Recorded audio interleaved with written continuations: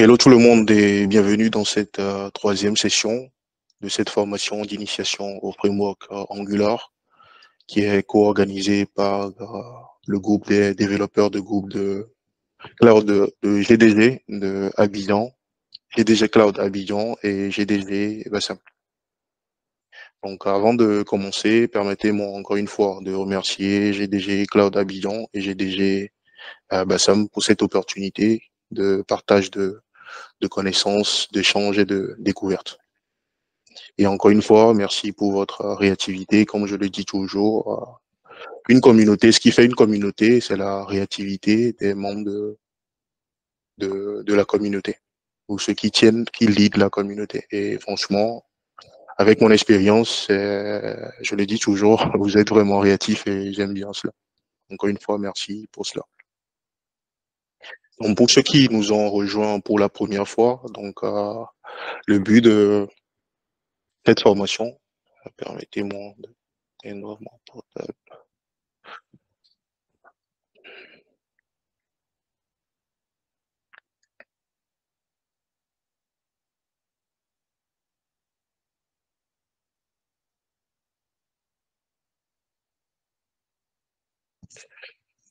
Okay. Donc, l'objectif de cette formation, c'est de vous donner les bases essentielles sur lesquelles vous pouvez construire après dans l'apprentissage de Angular. Donc, ce framework qui a été développé par Google. Donc, pour vous donner un aperçu rapide du contenu, donc, le but de cette formation, c'est une formation qui se scinde en 8 sessions de 1h45 tous les jeudis et mardis durant tout le mois de mai. Donc, la formation a été structurée en 8 sessions. Donc, nous avons commencé une première session avec l'introduction au TypeScript. Pourquoi? Parce que le TypeScript est un prérequis pour pouvoir faire du Angular. Nous avons la session dernière, c'est-à-dire la session 2, qui avait porté sur la création des projets. Nous avons vu ensuite comment créer des composants, le squelette d'un composant, comment réaliser les data binding et tout ça. Donc, nous sommes aujourd'hui à la troisième session. Nous allons voir comment réaliser la communication entre des composants.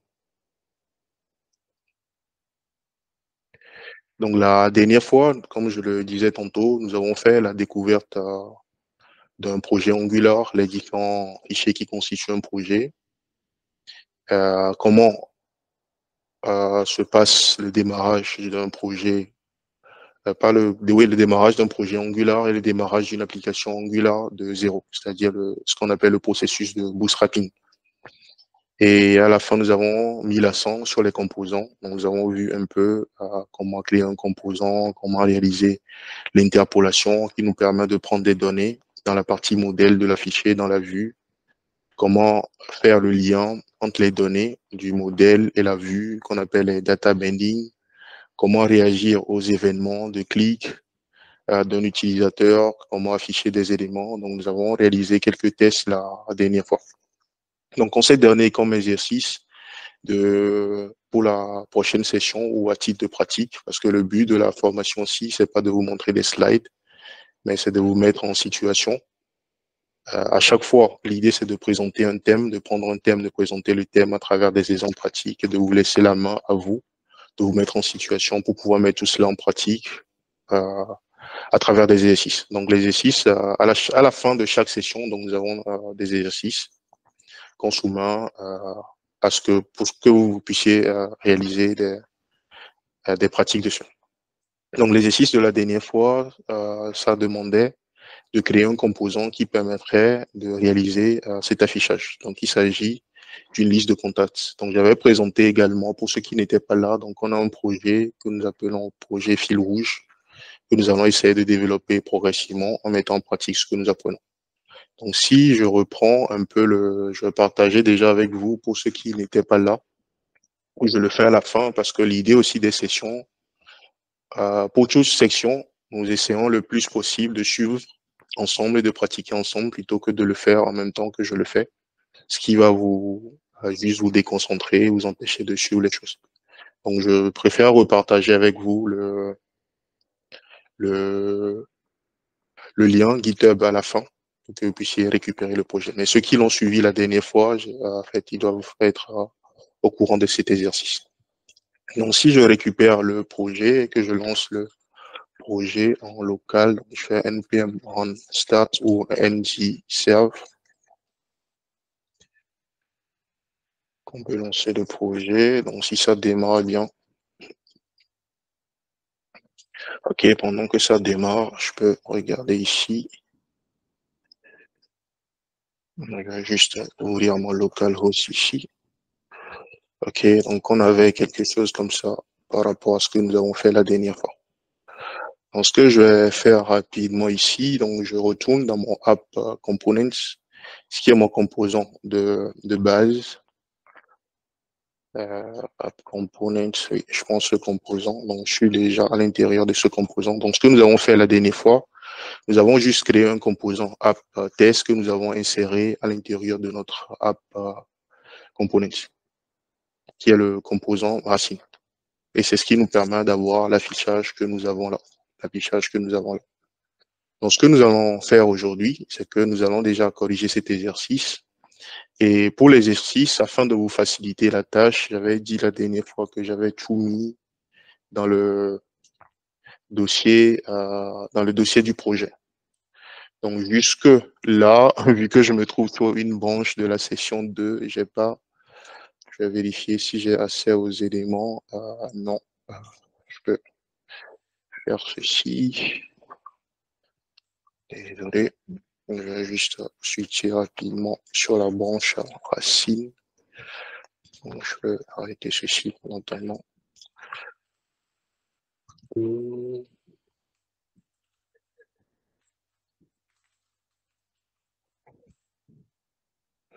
Ok. Donc, du coup, je dois avoir les éléments qui se trouvent juste là. Donc, ce que je vais faire ici, je vais juste récupérer tout ceci, même si on n'a pas besoin de tout actuellement. Je vais récupérer juste les parties dont j'ai besoin. Donc, pour ceux qui n'ont pas déjà vu à quoi ressemble ceci, je vous montre ça rapidement. npm run-start, ça nous fait perdre un peu de temps, mais c'est pas grave.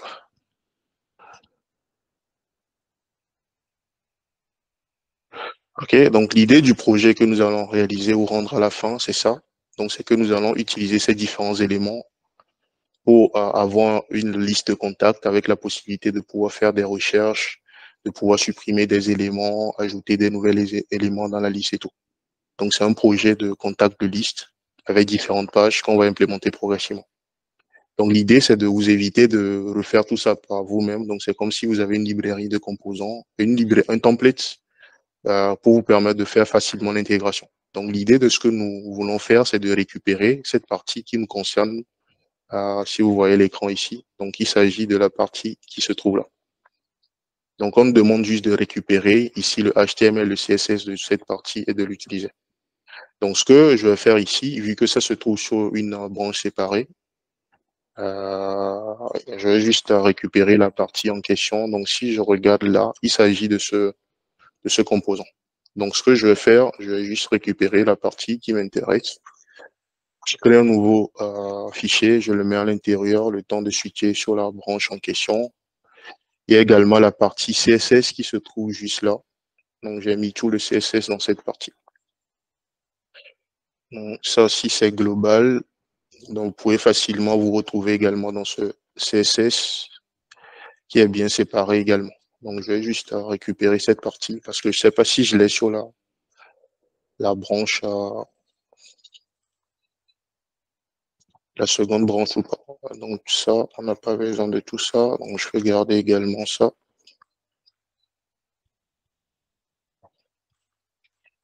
OK. Et donc, après avoir fait tout ceci, je peux maintenant re-switcher ou rebasculer sur ma branche en question.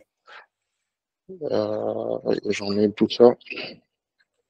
Je retourne sur ma branche session 2. OK.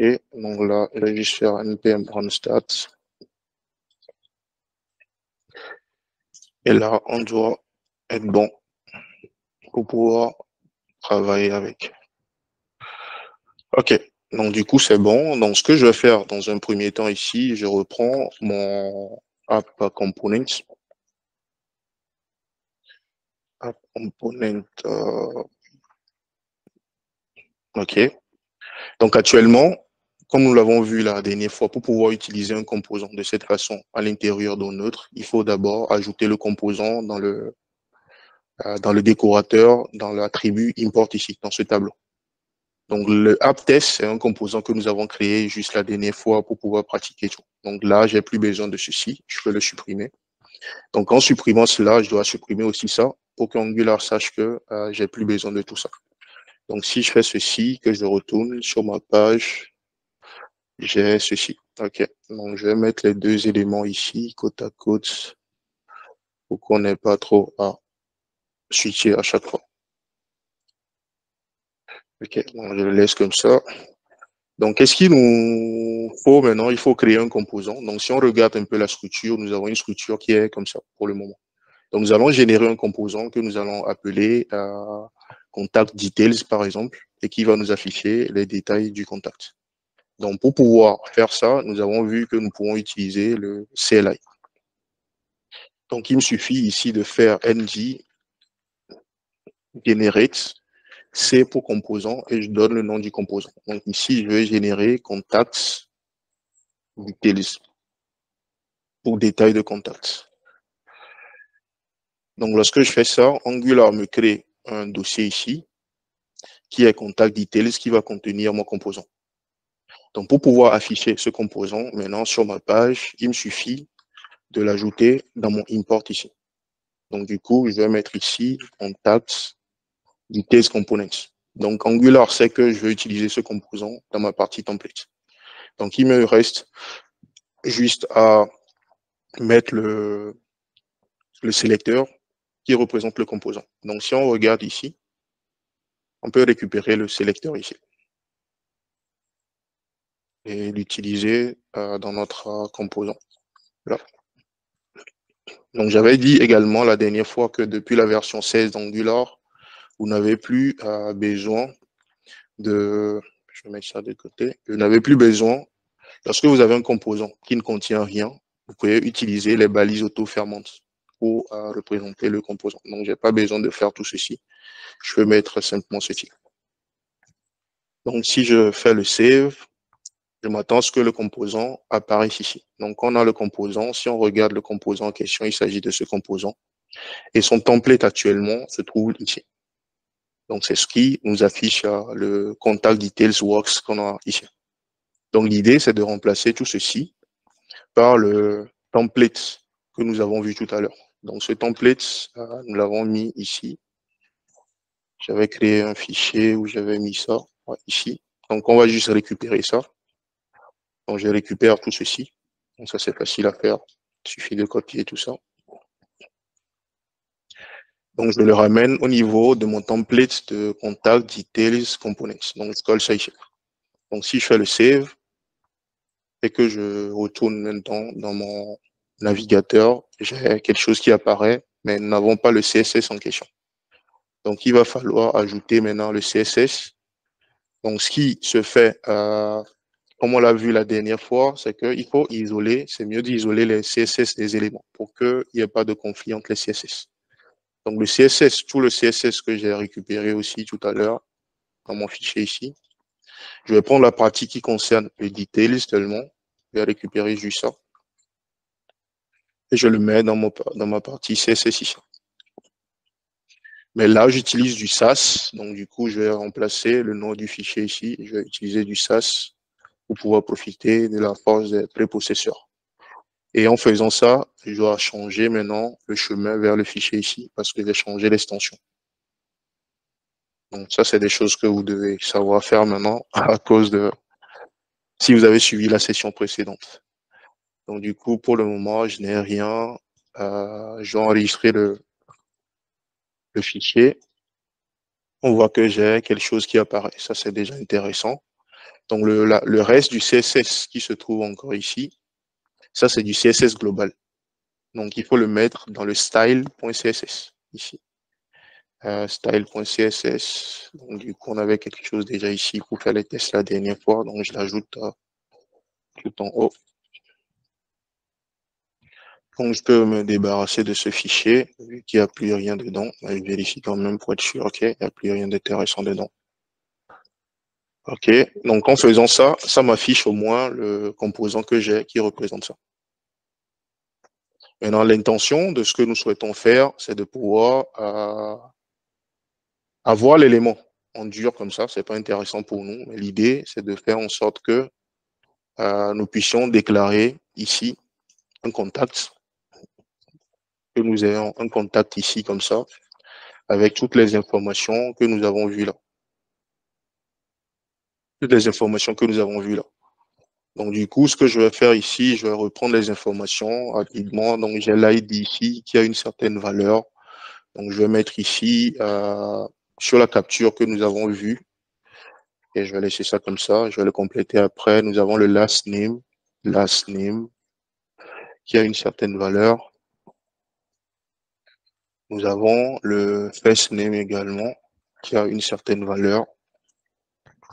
Et nous avons enfin le phone number qui a une certaine valeur. Donc, je mets ici phone number, OK, qui a une certaine valeur également. Donc, pour l'instant, nous n'avons rien fait d'intéressant. Donc, il va falloir maintenant récupérer la valeur ici, les bonnes valeurs ici. Donc, je vais prendre ça, je vais prendre ça, je vais prendre ça. OK, donc je ramène tout ça dans ma partie TS. Donc, j'avais pris le first name, le last name et puis le numéro. OK, donc jusque-là, c'est bon. Il nous reste juste à mettre un ID fastis ici. Donc, je mets A, B, E, F comme ça. Donc, jusque-là, on n'a rien fait d'intéressant. Donc, si je fais le save de ceci, on va voir que ici, nous n'aurons plus les valeurs. Donc, on va utiliser l'interpolation maintenant pour pouvoir afficher les valeurs ici. Donc, pour pouvoir afficher les valeurs, il me suffit de faire appel à mon attribut ici. Donc, je fais d'abord, je mets en place ce qu'on appelle l'interpolation que nous avons vu la dernière fois. Et ensuite, je fais appel aux valeurs que je veux. Donc, ici, je vais juste mettre contact.last name, s'il y en a. OK. Contact.first name. Et enfin, contact.phone number. Donc, lorsque je fais ça, je vois maintenant que les valeurs sont bien affichées ici. Donc, la seule chose qui me reste à faire ici, c'est d'ajouter le typage là. Donc, on peut définir ici rapidement une interface qu'on va utiliser. Donc, on va dire que nous avons l'ID qui est une chaîne de caractères. Nous avons le last name qui est également une chaîne de caractères. Nous avons je vais copier ça comme ça.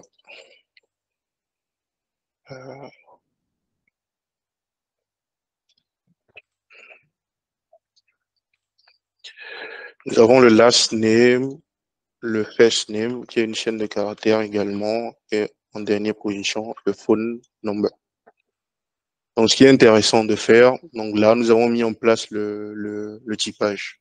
Donc, du coup, ce qu'il est intéressant de faire, c'est de déplacer ceci et de mettre ça dans une interface qu'on va exporter. Donc, on va mettre ici, export, contact, par exemple. Et on va dire que cela représente ce que nous venons de définir. Donc, on va dire ici que c'est une interface. Donc, on vient de définir l'interface. On va juste l'utiliser ici pour typer notre élément. Qu'est-ce que j'ai fait? OK. Donc, en faisant ça, on vient de finir l'exercice. Et ce qui est intéressant de faire ici pour le côté, pour la bonne pratique ou pour la bonne structuration des choses, c'est qu'on doit créer ici un dossier. On va le faire progressivement. Donc, on va créer ici un dossier modèle. Et c'est à l'intérieur de ce dossier que nous allons définir notre contact .modèle.ts comme ça. Donc, généralement, ce qui se fait ici, soit vous le nommez avec un S ou vous le laissez comme ça, à vous de voir. Et dans la pratique, ce qui se fait, c'est qu'on crée en plus de cela, ça ne me donne pas la main, on crée en plus de cela, déjà on va déplacer ici l'interface que nous avons créée, nous allons faire tout ceci, nous allons le déplacer dans le fichier, je vais prendre plus d'espace vu que c'est du refactoring que nous faisons. Oui. Donc, du coup, là, nous avons l'élément ici. Mais si nous l'avons ici, il faut trouver un moyen de l'importer dans notre fichier que nous avons créé, le contact le contact details. Donc, ce qui se fait généralement dans un vrai projet, vous aurez plusieurs modèles ici. Donc, on crée un fichier comme ça qui est index.ts qu'on appelle le barrel file qui va permettre d'exporter tout le contenu du dossier. Donc, on va faire ici export all comme ça. From, et on va lui dire d'exporter à l'extérieur tout ce qui se trouve dans notre contact modèle. Donc, en faisant de cette façon, lorsque vous allez vouloir importer l'interface en question ici, vous allez voir qu'on va juste, au lieu d'écrire import from contact model, donc on va juste écrire ici. Donc, on va faire l'autocomplétion. Je fais ça. Donc, il va me faire ceci. Donc, vous voyez que là, j'ai pas import from contact modèle, mais j'ai l'import qui vient de ce dossier. Donc, je peux avoir plusieurs éléments de modèle qui se trouvent là. Donc, on vient de faire ainsi le premier exercice. Et ce qui est intéressant de faire aussi, généralement, soit on crée un autre dossier ici, qu'on va nommer par exemple feature, comme ça. Et c'est à l'intérieur maintenant qu'en fonction des domaines que nous avons, donc on peut mettre ici maintenant un gros domaine qui sera contact comme ça. Et c'est à l'intérieur que nous allons mettre notre élément comme ça. Je crois qu'avec notre éditeur de test, il va nous aider à faire les imports. Donc, il me demande de mettre à jour les imports. Donc là, j'ai un dossier feature qui contient mes fonctionnalités. Donc, dans Contact, j'aurai tout ce qui concerne Contact. Dans Modèle, j'ai mon modèle qui sera défini. Donc là, je partage un peu mon expérience avec vous pour la structuration du dossier. Donc, pour la suite, les différents composants que nous allons voir, nous allons les créer ici, progressivement. Donc, si je regarde maintenant ici, donc je vois que mon projet fonctionne toujours. Si j'ouvre ma console, j'ai pas de message d'erreur ici. Donc, ça veut dire que tout est OK. Donc, on vient de terminer le premier exercice qu'il fallait faire. Donc, on vient de le faire ensemble, quoi. Donc, c'est quelque chose de facile à faire. Peut-être que vous l'aurez fait autrement, mais là, je partage mon expérience avec vous, comment je l'aurais fait. Donc, du coup, ce qu'on va faire ici, je vais juste garder cela. Donc, on va se dire ici, déjà, on va ajouter tout ceci. Donc, on va ajouter tout ce qu'on a fait, ouais. Donc, j'ajoute tout. Donc, on va se dire ici que ça, c'est l'exercice de la deuxième session. Donc, on fait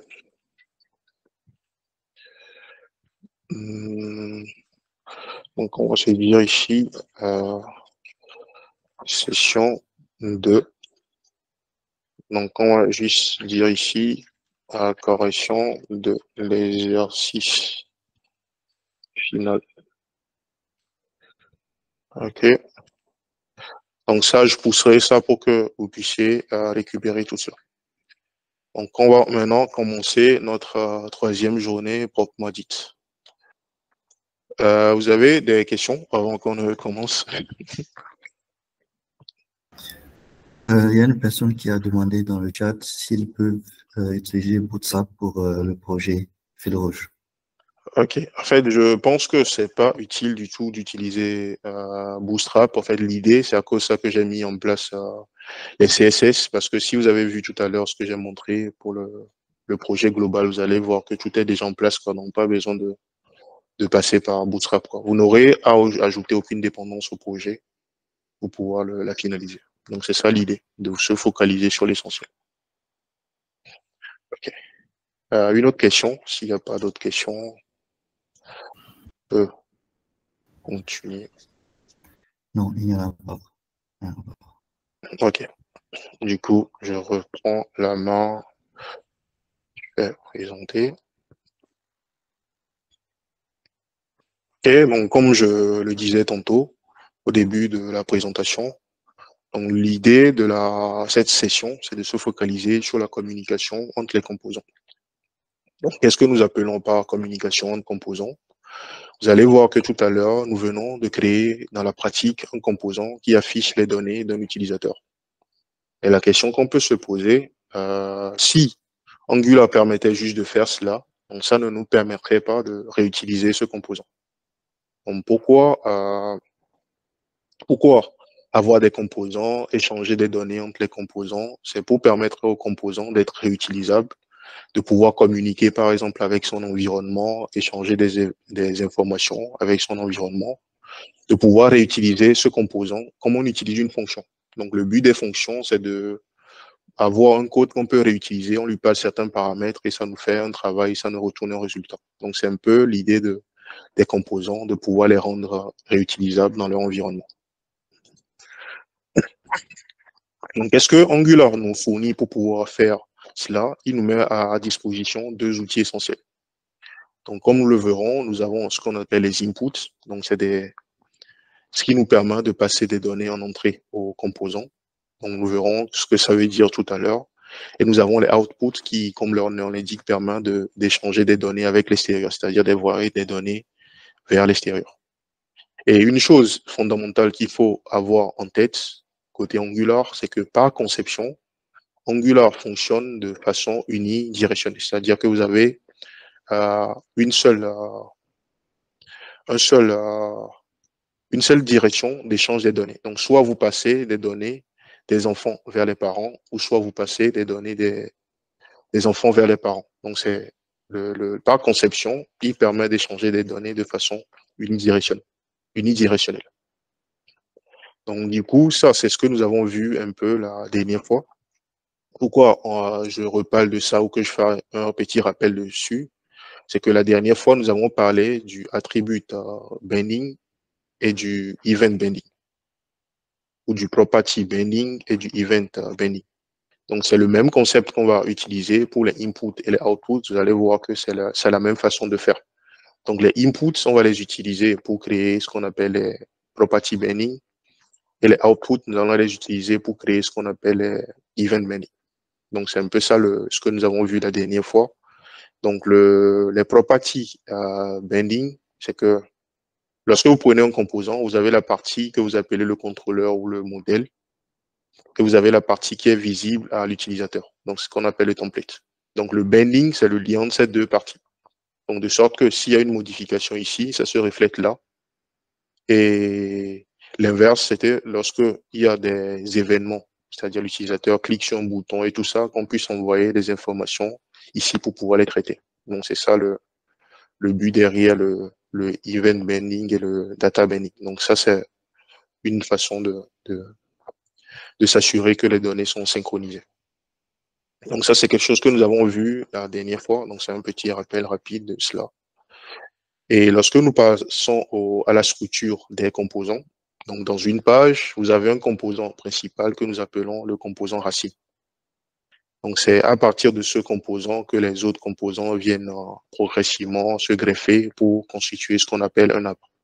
Et l'arbre, c'est la structure que nous connaissons tous. Lorsqu'on parle de HTML ou de DOM, c'est que vous avez un document qui représente un élément racine. Et à l'intérieur de cet élément, vous avez d'autres éléments qui sont imbriqués pour constituer le document, qui est la page HTML finale qui est affichée. Donc, c'est un peu ça le même principe ici. Donc, à chaque fois que vous voyez ça, à chaque fois que vous voyez les doubles accolades, c'est pour dire que c'est la partie modèle ou contrôleur. Et ça, c'est la partie template. Donc, chaque composant a sa partie qui est visible et la partie qui contient le cerveau du composant. Donc, c'est un peu ça ce qui a été expliqué ici. Donc, si nous revenons maintenant à la communication en composants, comme je le disais, si vous devez retenir une chose sur Angular et les fondamentaux, ou ce qui est fondamental à retenir sur Angular, si vous connaissez ça, je pense que vous pouvez créer 90% des applications en utilisant juste ces deux concepts. les autres choses, c'est des choses qui permettent de faire des choses particulières. Mais avec ces deux concepts, vous pouvez faire beaucoup de choses. Donc, c'est essentiel de connaître cela, la communication entre les composants. Donc, lorsque je prends un élément parent, donc à l'intérieur de ce l'élément parent, je peux avoir plusieurs enfants. Une relation de n, 1 à plusieurs. Donc, pour pouvoir échanger, passer des données des parents aux enfants, donc on passe par ce qu'on appelle les inputs. Donc, comme leur nom l'indique, ils permettent de passer des données en entrée aux enfants.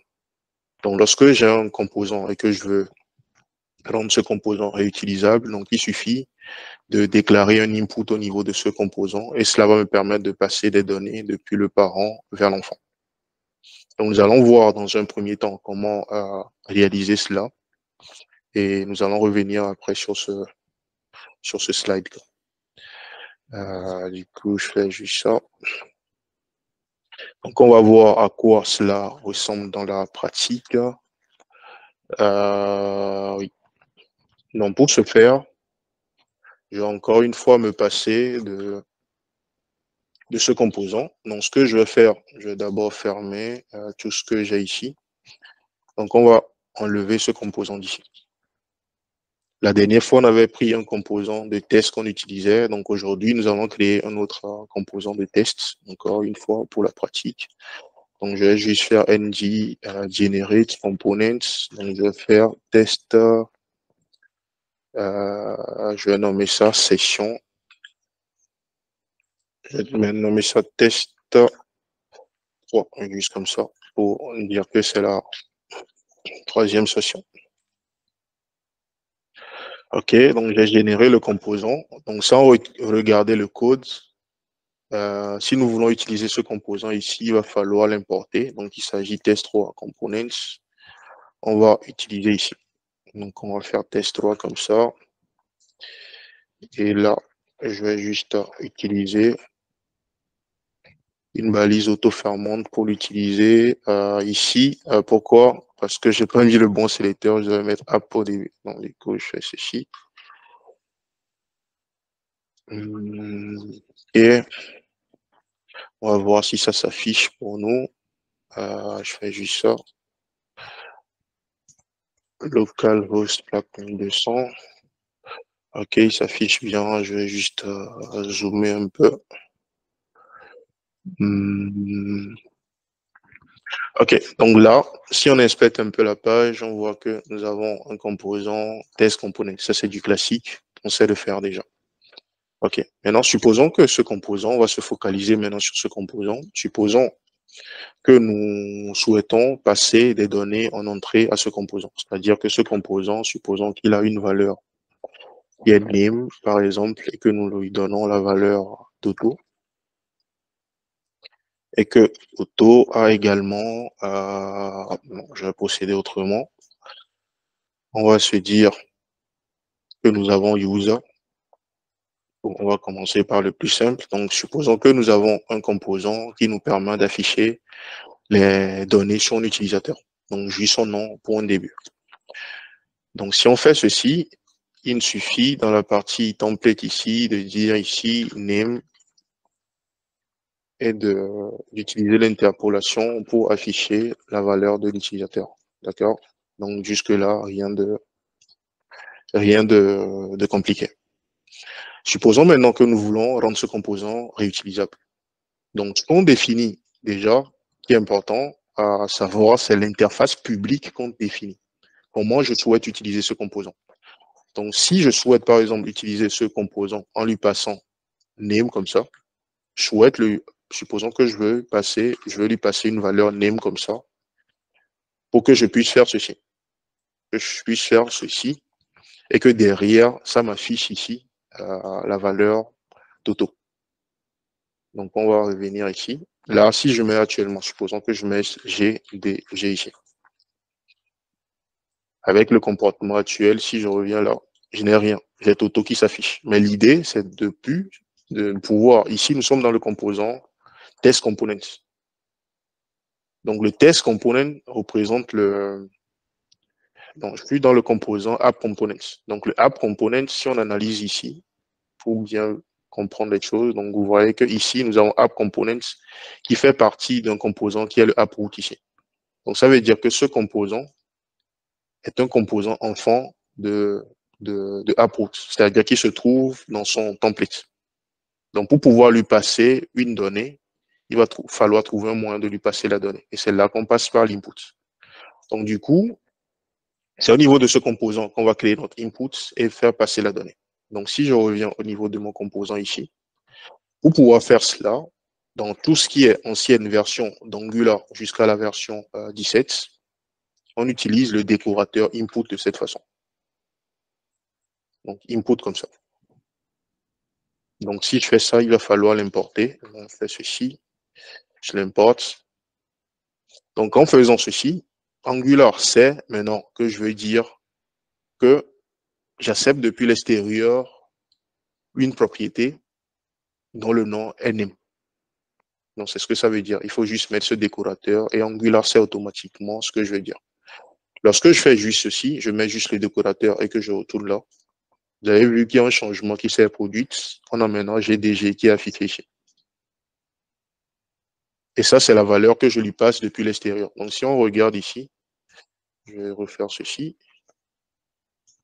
Vous allez voir que c'est la valeur que je lui passe depuis le app ici. C'est cette valeur qui lui est passée en paramètre ici. Et j'ai la GDG. Donc, si je remplace ceci par TBS comme ça, donc on voit que cela a de l'impact directement sur la valeur. Vous allez vous demander peut-être pourquoi j'ai mis Toto ici et à la fin, c'est TBS qui s'affiche. Il faut comprendre que lorsque vous définissez une valeur, on l'initialise en lui donnant une certaine valeur. Donc ça, c'est la valeur par défaut que nous précisons ici. Donc si je fais ceci, par exemple, ça représente la valeur par défaut. Donc généralement, les valeurs par défaut, perso, j'utilise le null comme ça pour dire que ça, c'est une valeur que j'ai donnée par défaut à la valeur.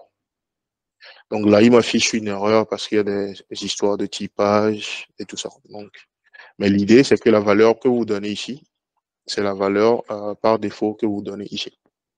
Donc, cette valeur sera remplacée plus tard par la valeur qui sera vraiment passée au composant lors de son utilisation. Donc, ce qui fait que lorsque je ne précise pas cette valeur, c'est la valeur par défaut qui sera utilisée. Donc, vu que je n'ai rien mis ici, c'est à cause de ça que je n'ai rien. Donc, du coup, si je mets default ici, donc c'est cette valeur qui me sera affichée, vu qu'il n'y a rien qui est passé à ce composant lors de son utilisation ici. Donc, du coup, lorsque je vais passer maintenant une vraie valeur, donc c'est cette valeur qui sera utilisée pour écraser la valeur par défaut, d'où le TBS ici. Donc, s'il nous reste à faire ici, vous allez voir que là, j'ai mis la valeur en statique. Pourquoi je dis statique? C'est que utiliser la valeur de cette façon dit en Angular que cette valeur ne change pas. Donc, utilise ça comme une chaîne de caractères classique. Vous allez voir que lorsque je fais ça, vous allez voir que les apostrophes s'affichent telles quelles. Parce que ceci, ça, c'est la signification d'une chaîne de caractères classique. Donc, tout ce qui est ici est considéré comme une chaîne de caractères. Jusque-là, je n'ai rien fait de particulier. Maintenant, lorsque je veux dire à Angular que je veux rendre ceci dynamique, de sorte que à chaque fois que je modifie la valeur dans le parent, que ça puisse se refléter ici, il me faut ajouter ici les double crochets que nous avons vu précédemment, qu'on appelle property binding. Donc, en faisant cela, comme on l'a vu la dernière fois, Angular va maintenant exécuter le contenu ici, et c'est le résultat. Il va évaluer plutôt le contenu ici, et c'est son résultat qui sera affiché là, c'est-à-dire affiché dans le composant. Donc, si je fais ça, je vois que les double quotes ont disparu. Pourquoi? Parce que c'est l'évaluation de tout ceci maintenant qui va retourner le résultat. Et en évaluant ceci, vu que c'est une expression, ça veut dire que ceci, c'est une chaîne de caractères. Donc, je peux faire ceci. Si je fais plus 2 comme ça. Donc, ça, c'est ce qu'on avait vu la dernière fois. Donc, je peux mettre des évaluations de valeurs ici et c'est le résultat de l'évaluation qui me sera affiché là. Donc, la question est pourquoi on fait tout ça? C'est parce que depuis le composant parent, on peut décider par exemple de modifier la valeur ici. Donc, on va faire un test rapide ici. Déjà, au niveau des inputs, donc comme on l'a vu, les inputs permettent de passer des valeurs au composant. Lorsque je prends un composant enfant, donc l'input, c'est ce qui me permet de définir des propriétés dynamiques sur cet élément ou avoir la possibilité de lui passer des valeurs depuis l'extérieur. Maintenant, autre chose que nous avons au niveau des inputs, c'est que vous avez la possibilité déjà ici de passer des options. Donc, vous pouvez dire par exemple que à l'extérieur, que je veux utiliser cette variable, mais le nom que je veux utiliser à l'extérieur, par exemple, c'est firstName comme ça, que je veux l'utiliser comme ça à l'extérieur. Donc, ça veut dire que vous voyez que ici, en faisant ça, on me dit tout de suite que il ne peut pas faire le bending parce que la propriété name n'est pas reconnue comme propriété du composant que j'ai créé. Donc ici, ça veut dire que ça me force à l'extérieur, à l'utilisation, vu qu'on a créé un alias, d'utiliser maintenant cet attribut pour pouvoir ici définir le nom de ma propriété. Il me dit quoi? Object is not available. Ici, pourquoi il dit ça? Là, nous avons dit, je sais pas pourquoi je me donne l'erreur, je vérifie rapidement. Ok, déjà au niveau de mon composant ici, ok, donc je vois pourquoi j'ai l'erreur. Ici, j'ai défini, première chose, c'est que je dis ici qu'à l'extérieur, je vais utiliser la propriété comme étant firstName. Donc lorsque je suis au niveau de mon composant parent ici, donc je vais utiliser firstName pour pouvoir définir la propriété. Ici, je vérifie une chose rapidement. Si je fais ça, il dit quoi? Il y a toujours l'erreur ou pas. Ok, si je fais ceci, pourquoi il déconnait tout à l'heure? Ok, je crois que c'est un problème de compilation tout à l'heure. Je vérifie rapidement ici. Pour être sûr, je vais juste annuler et relancer la compilation. Parce qu'en principe, il ne devait pas avoir d'erreur. Ok, donc c'était un problème de compilation. Donc tout est ok. Donc là, on vient de voir comment utiliser des alias. Donc au cas où vous voulez cacher le nom que vous utilisez à l'extérieur ou que vous voulez changer l'API publique, ce qu'on appelle l'API publique de ce composant, vous pouvez le faire de cette façon. Donc il vous suffit de préciser l'alias ici. Donc on peut aller loin et dire par exemple que tout à l'heure, je peux enlever cette propriété. Je peux enlever cette propriété comme ça parce que j'ai une valeur que j'ai donnée ici par défaut qui sera prise lorsque la valeur n'est pas définie. Mais je peux dire que je veux rendre cet attribut obligatoire. Je peux dire ça ici. Pour pouvoir faire cela, il me suffit d'ajouter l'option ici require et de lui mettre à true comme ça. Donc en faisant ceci, vous allez voir qu'ici je compile maintenant. J'ai une erreur qui me dit que j'ai une propriété firstName qui est requise, mais que je ne l'ai pas renseignée. Donc du coup, il va falloir renseigner cette propriété obligatoirement. Donc à vous de définir en fonction de vos besoins la façon dont vous souhaitez définir l'API public de vos composants. Donc on voit maintenant que l'erreur disparaît parce que j'ai bien renseigné la valeur. Et la dernière chose aussi qui a été apportée depuis la version 16 d'Angular, c'est le transform. Donc ici, il est possible de définir une fonction ici qui vous permet de réaliser la transformation de la valeur que l'utilisateur vous donne ici. Donc supposons par exemple que je vais définir une autre propriété pour faire simple. Supposons ici que nous souhaitons ici, il n'y a plus trop d'espace ici. Supposons que, en plus de cela, que nous voulons accepter une propriété, par exemple, qui représente l'âge de l'utilisateur. Donc, supposons que nous voulons accepter une autre propriété âge. Donc, si on définit la propriété, il va falloir utiliser l'input comme ça. Donc, je fais input, je définis ma propriété âge et je lui donne une certaine valeur. Donc, disons, par exemple, que je lui donne par défaut 0. Donc, si je veux rendre ceci obligatoire, je peux faire ceci et dire que c'est du require, par exemple, qui est à true. Donc, du coup, je m'attends à avoir une erreur dans ma partie TS parce que j'ai pas précisé cet attribut. Donc, je peux lui donner la valeur âge comme ça et donner une certaine valeur. Donc, du coup, j'attire encore votre attention sur cette partie. Il faut faire la différence entre le binding et la valeur statique. Lorsque je fais ceci, lorsque je fais par exemple ça,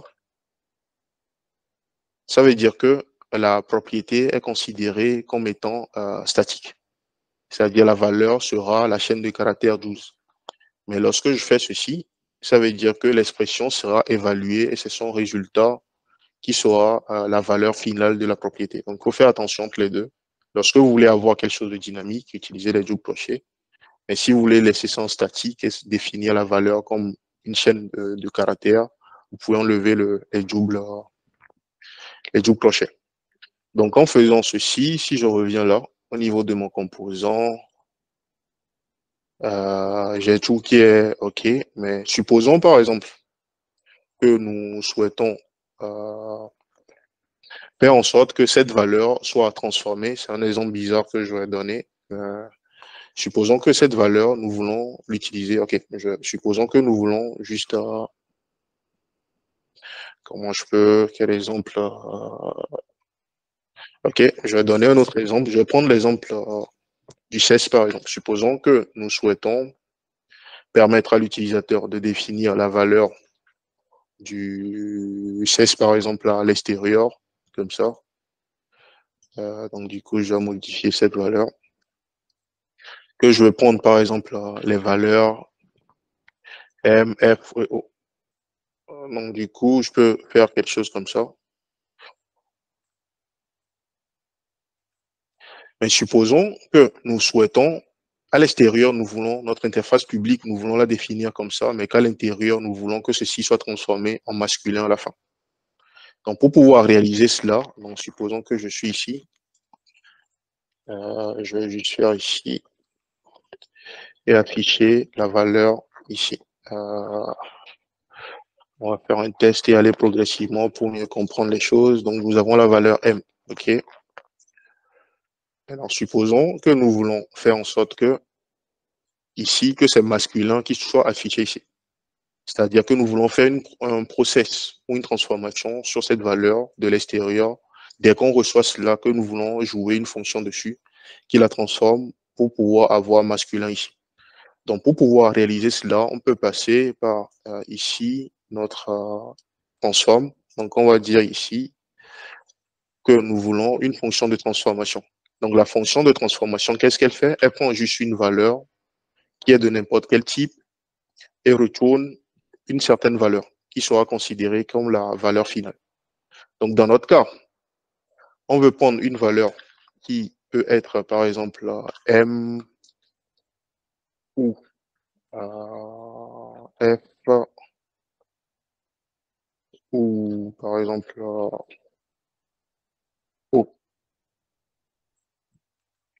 Supposons que nous voulons prendre ces valeurs et que nous voulons retourner un résultat en fonction et retourner un résultat en fonction du fait que c'est M, F ou O, pour dire que masculin, tout ça. Donc, nous pouvons définir une fonction ici. Ici, je crois que j'ai raté. OK, donc ici, on peut définir une fonction et dire que si c'est M, la valeur, donc on va dire ici, si le value est égal à M, ou faire un switch case si vous préférez. Donc, si la valeur est égale à F, retourne par exemple. Donc, on va mettre féminin. Donc, on va répéter ça plusieurs fois, mais vous avez compris un peu le principe. Donc, on va mettre ici masculin et ici, par exemple, on va dire autre ou inconnu, je sais pas, un truc comme ça. Donc, en faisant ceci, si je reviens là, il me dit not all code path return a value. OK, donc il suppose que j'ai un cas où la valeur, OK, j'ai le M Si la valeur est égale à M, je retourne en féminin. Si la valeur... OK, donc du coup, je fais simplement ceci pour voir ce qu'il va me dire. OK, là, il est content. Donc du coup, on voit que à l'extérieur ici, depuis le composant parent, lorsque je passe... Désolé hein, que je n'ai pas assez de place sur dans mon formatage, ça fait que les éléments ne s'affichent pas bien. Donc là, lorsque j'ai le M, on voit que ça me donne masculin. Lorsque je transforme ça en du F, ça me donne féminin. Lorsque je mets, par exemple, autre, c'est O. Et donc, du coup, on voit que ça va me donner autre. Donc, ça permet à l'extérieur d'utiliser ça. Donc, la personne qui utilise ça aura accès juste à cette interface. Donc, c'est ce qu'on appelle l'interface publique. Mais la personne ne sait pas que derrière, nous transformons cela avant de l'utiliser. Donc, c'est l'intérêt de cela, l'intérêt du transform. Et quel cas ou quelle est l'utilisation qu'on en fait souvent? C'est l'utilisation des valeurs qui sont des valeurs booléennes. Supposons par exemple qu'ici, je veux faire en sorte que j'ai une valeur qui est comme ça. Supposons que j'ai une valeur qui est disable comme ça. Donc ça, c'est quelque chose qu'on rencontre souvent en HTML. Lorsque vous avez disable, vous devez l'écrire comme ça. Vous devez faire quelque chose comme ça.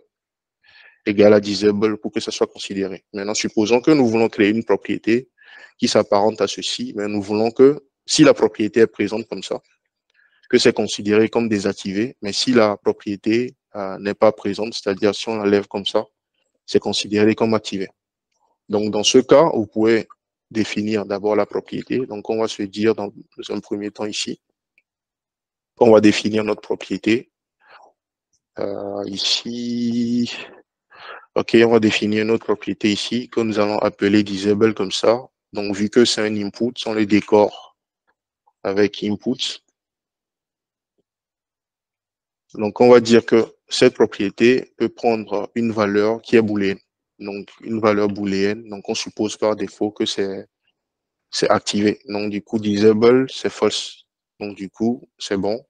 Maintenant, ici, en procédant de cette façon, il faut que les utilisateurs à l'utilisation, à chaque fois, fassent ceci. Donc, ils doivent écrire explicitement disable égale à tout, vu que nous sommes dans le cas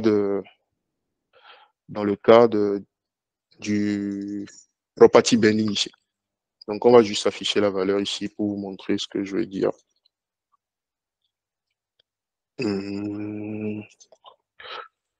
OK, pour que ça soit parlant, je vais mettre un bouton ici. On va appliquer directement la propriété dessus. Comme ça vous sera parlant. Donc, je mets ici, clic here, par exemple. On va mettre en pratique tout ce que nous avons vu. Maintenant, pour pouvoir désactiver ceci, à l'intérieur de ce composant, nous allons mettre disable égale à disable. J'espère que vous avez compris ça. Ça veut dire juste que ce bouton sera désactivé lorsque ceci est égal à true. Donc ici, pour ne pas vous embrouiller, je vais changer le nom de la propriété. Je vais mettre je vais mettre ça, même si c'est juste pour mettre, ouais, je vais mettre ça en français. Je vais mettre des actifs, juste pour pouvoir mieux expliquer la chose et vous faire voir la différence, parce que ça peut induire en erreur le fait de voir deux propriétés de variables qui se ressemblent comme ça. Donc, je vais mettre ici désactiver. OK. Donc, en procédant de cette façon, ça veut dire que lorsque cette propriété désactivée sera égale à ouais, vu que j'ai changé ça, il change tout. OK. Désactiver. OK.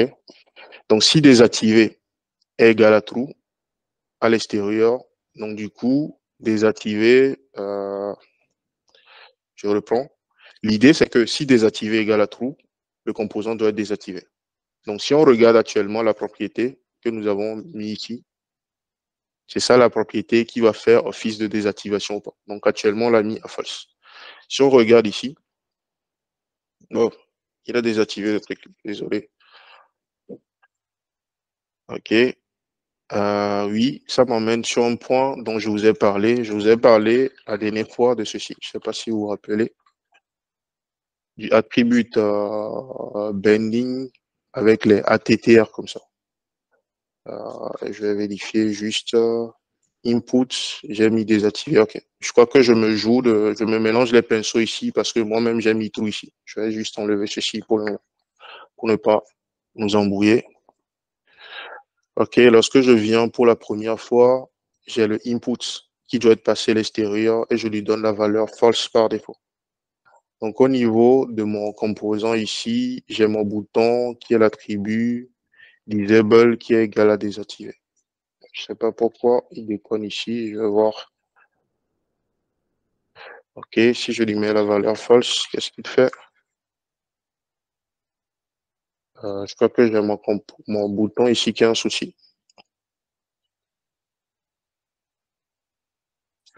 OK, quel exemple je peux donner alors? 2 secondes. OK.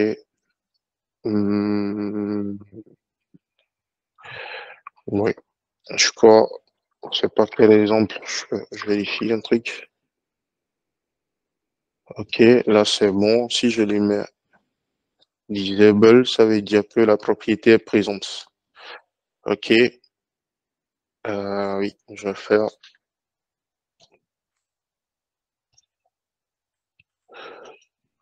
attribut disable. Je lui donne par exemple la valeur nulle pour voir son comportement parce qu'au niveau des attributs, je pense qu'il faut lui donner explicitement nul comme ça. Donc, je pense que c'est pas le bon exemple. OK, je vais faire simple. Je vais juste afficher la valeur ici. Disable, c'est désactivé. Désactivé. OK, il m'affiche la valeur false. L'idée de ce que je souhaite montrer, c'est que il y a une propriété comme ça, désactivée. Donc l'idée, c'est que si la propriété n'est pas présente ici, on va considérer que c'est activé. Et si la propriété est présente comme ça, nous voulons faire en sorte que cela corresponde à désactiver, sans avoir à préciser true ou false. Donc pour pouvoir faire cela, on peut passer par le transform ici. Donc on peut faire transform comme ça. Et là, ce que je voulais vous dire, c'est que Angular nous fournit une fonction par défaut qu'on appelle attributes boolean ou transform attributes boolean si je ok, c'est ça, boolean attributes qui vous permet de faire cela.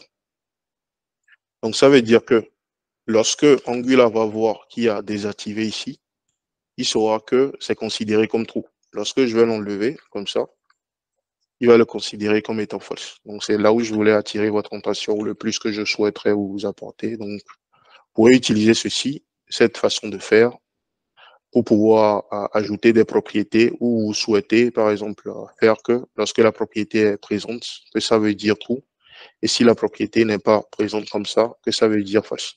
Donc c'est juste ce que j'ai voulu partager avec vous. C'est clair, je me suis trop, je suis allé trop à profondeur dans l'explication. Ça nous a fait perdre un peu de temps. C'est bon? On peut continuer.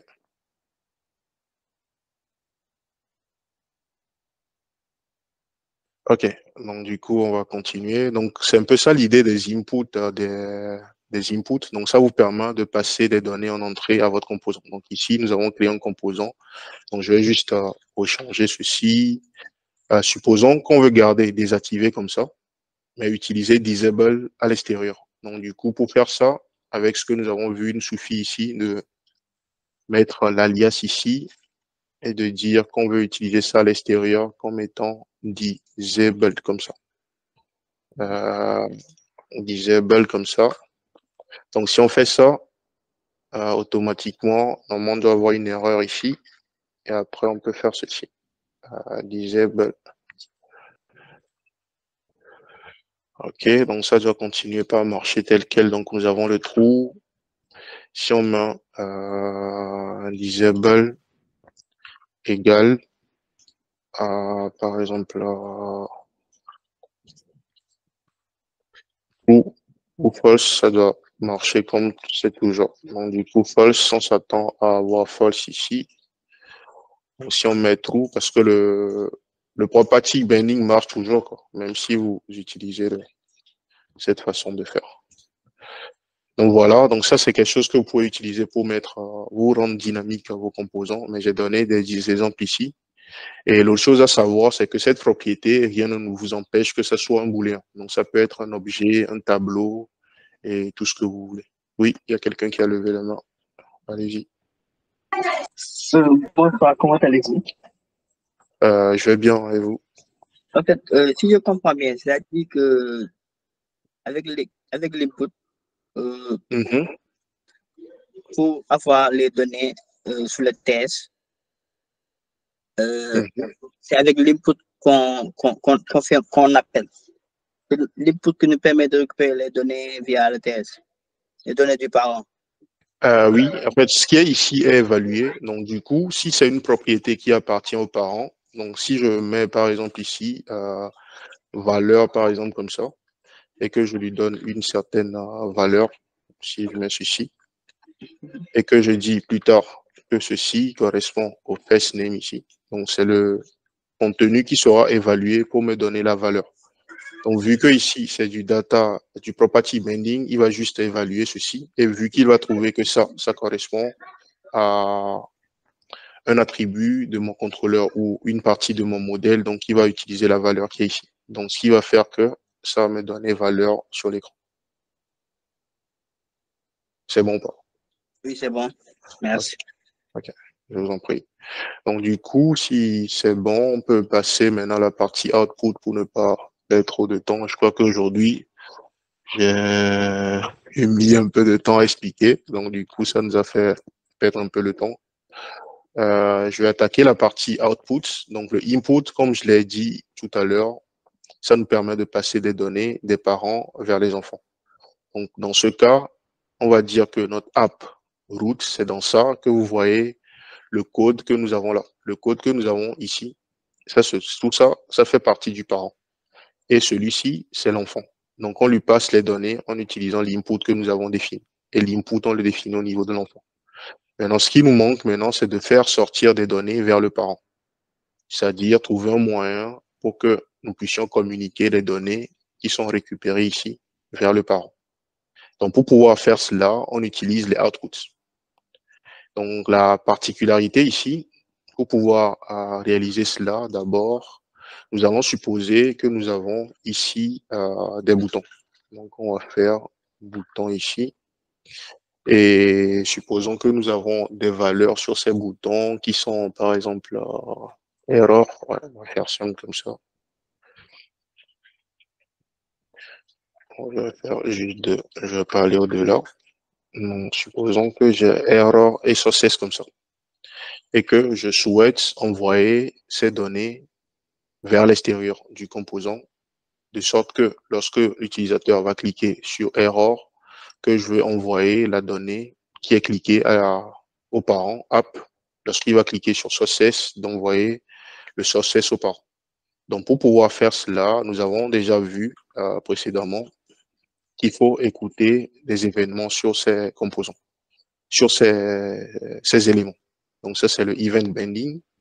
Donc, il va nous falloir juste définir ici des callbacks qu'on peut utiliser. Donc, je peux dire, par exemple, que on error, ici, lorsque l'utilisateur va cliquer sur le bouton error, fait appel à la méthode on error. Mais cette méthode n'existe pas pour le moment, c'est à cause de ça qu'il y a l'erreur ici. Donc, on va faire ici pareil. Donc, on aura on success, par exemple. Donc, ça, c'est quelque chose que nous avons vu précédemment. Donc, ce que je peux faire ici, je vais maintenant définir ces deux méthodes dans la partie TS. Je peux me débarrasser de tout ça. Donc, du coup, dans un premier temps, on va juste faire un simple affichage ici pour vous faire comprendre que on clique, il y a les callbacks qui sont exécutés.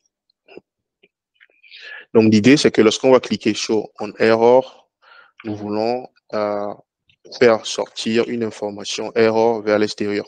Donc, on va dire, supposons que nous voulons faire sortir une donnée et dire, par exemple, que le bouton qui a été cliqué, par exemple, c'est error. Et que pareil, lorsque l'utilisateur clique sur ça, que nous souhaitons sortir une information et dire que l'utilisateur a cliqué sur success. Donc, pour le moment, nous n'avons rien fait de particulier. Juste que lorsqu'on va cliquer ici, on s'attend à ce que success s'affiche dans la console. Lorsqu'on va cliquer là, on affiche BTN ici. Et vous allez voir que les consoles log qu'on fait actuellement, ça provient de notre enfant. Mais l'idée, c'est de réaliser cet affichage ou de passer ces données aux parents pour effectuer des traitements dessus. Ça, comme vous le verrez plus tard, c'est ce qui va nous permettre, par exemple, lorsque nous sommes dans un tableau d'éléments, lorsqu'on va cliquer sur un élément du tableau, de pouvoir envoyer l'ID aux parents pour que le parent le supprime, par exemple, pour qu'on fasse une requête avec. Donc, c'est un peu l'idée derrière. Donc, si je reviens là, pour pouvoir faire sortir ces données vers l'extérieur, il va me falloir définir au niveau de ce composant ce qu'on appelle des outputs. Donc, les outputs, c'est ce qui me permet de faire sortir des données vers l'extérieur. Donc, encore une fois, pour pouvoir définir cela, il va vous falloir définir l'interface publique. Ce qu'on appelle l'interface publique, comment vous souhaitez utiliser la donnée à l'extérieur. Donc, supposons que je veux utiliser la donnée de cette façon. Je vais faire, lorsque l'utilisateur clique sur le bouton error, que je veux déclencher un événement qui va s'appeler comme ça, error, pour qu'on puisse faire appel à une méthode ici, en utilisant les données qui me seront envoyées par l'événement error. Donc, pour pouvoir faire ça, ou pour pouvoir rendre possible cette notation, il va me falloir ici définir au niveau du composant, comme nous l'avons fait tout à l'heure pour les inputs, il va nous falloir ici définir ce qu'on appelle des outputs. Donc, je mets le nom de la propriété en premier. Et ce qu'il faut savoir ici au niveau d'Angular, c'est que les outputs sont ce qu'on appelle des event emitters. C'est qu'ils permettent d'émettre des événements vers l'extérieur. Donc, vous allez définir ici ce qu'on appelle des event emitters. Donc, attention, les event emitters proviennent d'Angular Core. Parce qu'il y a également les event emitters de Node.js. Et souvent, vous allez faire l'erreur lors de l'autocomplétion de choisir ça. Moi, ça m'arrive personnellement. Donc, faites attention. Donc, le event emitter, même si ça porte le même nom, c'est celui d'Angular que vous devez importer. Donc, en faisant cela, ça permet de dire Angular que j'ai un élément qui peut envoyer, qui peut émettre des données ou émettre des événements. Donc, la deuxième chose à faire, c'est d'ajouter le output ici, comme ça, pour décorer la propriété en question. Donc, en procédant de cette façon, Angular sait maintenant que cette propriété peut émettre des données vers l'extérieur et que c'est un event emitter. Donc, j'importe également ceci. Donc, deuxième chose, jusque-là, nous avons juste dit en Angular que nous voulons cet attribut ou cette variable a la possibilité d'émettre des valeurs vers l'extérieur. Maintenant, il va falloir lui indiquer quelle valeur nous voulons émettre. Donc, pour pouvoir faire ça, on fait appel à la propriété en question, qui est un event emitter dans notre cas, error comme ça. Donc, vous allez faire .emit et vous lui passez ce que vous voulez émettre vers l'extérieur. Dans notre cas, nous allons supposer que ça, c'est ce que nous voulons émettre vers l'extérieur. Donc, nous allons juste faire ceci. Et ça, ce sera la valeur qui sera émise vers l'extérieur. Donc, ça veut dire qu'à chaque fois que l'utilisateur va cliquer sur ça, il y aura un événement qui va contenir la donnée ici, qui sera émise vers l'extérieur. Donc, si on revient ici, il nous suffit de mettre en place ici un callback qui sera appelé à chaque fois que cet événement error est déclenché. Donc, on peut mettre en place ce callback et dire que ce callback s'appelle on error. Ici aussi, je vais donner un nom pour faire voir la différence avec ce que nous avons mis avant, pour qu'il n'y ait pas de confusion. Donc, je ne vais pas mettre on error également ici pour que vous croyez que le error, on error qu'on avait vu à l'intérieur du composant, c'est lié à ça. Donc, ce que j'ai mis ici, c'est on error callback pour dire que c'est une méthode à définir ici. Donc, au niveau du parent, je définis juste ça. Et ce que nous allons faire dans un premier temps, on va juste faire un console log ici. Et à chaque fois qu'il y a erreur, on va afficher dans la console erreur comme ça. Donc, c'est tout ce que nous voulons faire dans un premier temps pour voir si les choses marchent bien. Donc, je résume encore une fois avant qu'on ne passe dans la partie code. D'abord, nous avons défini l'interface publique en disant que error, c'est un event émettant. C'est-à-dire, nous définissons un événement ou que ce composant peut émettre un événement error. Donc, pour pouvoir faire ça, vous créez la propriété. Vous dites explicitement que c'est un event émettant et ensuite vous le décorez avec output. Donc, avec ça, Angular sait que ceci peut émettre des événements. Maintenant, à chaque fois que vous avez une action ou que vous voulez déclencher l'émission d'événements, il vous suffit de faire appel à la propriété, de faire emit et de lui passer la donnée que vous voulez émettre. Donc ça, c'est l'événement, la donnée qui accompagne l'événement. Donc l'événement, c'est error et la donnée émise, c'est ça. Donc on va voir ce que ça donne. Donc à l'extérieur maintenant, c'est-à-dire dans le composant parent, on définit notre callback que nous souhaitons appeler lorsque l'erreur se produit ici ou que cet événement est déclenché. Donc ça veut dire qu'à chaque fois que nous allons cliquer ici, donc ça devient en quelque sorte un cycle. Lorsque nous allons cliquer sur le bouton error, ça va d'abord faire appel à cette méthode.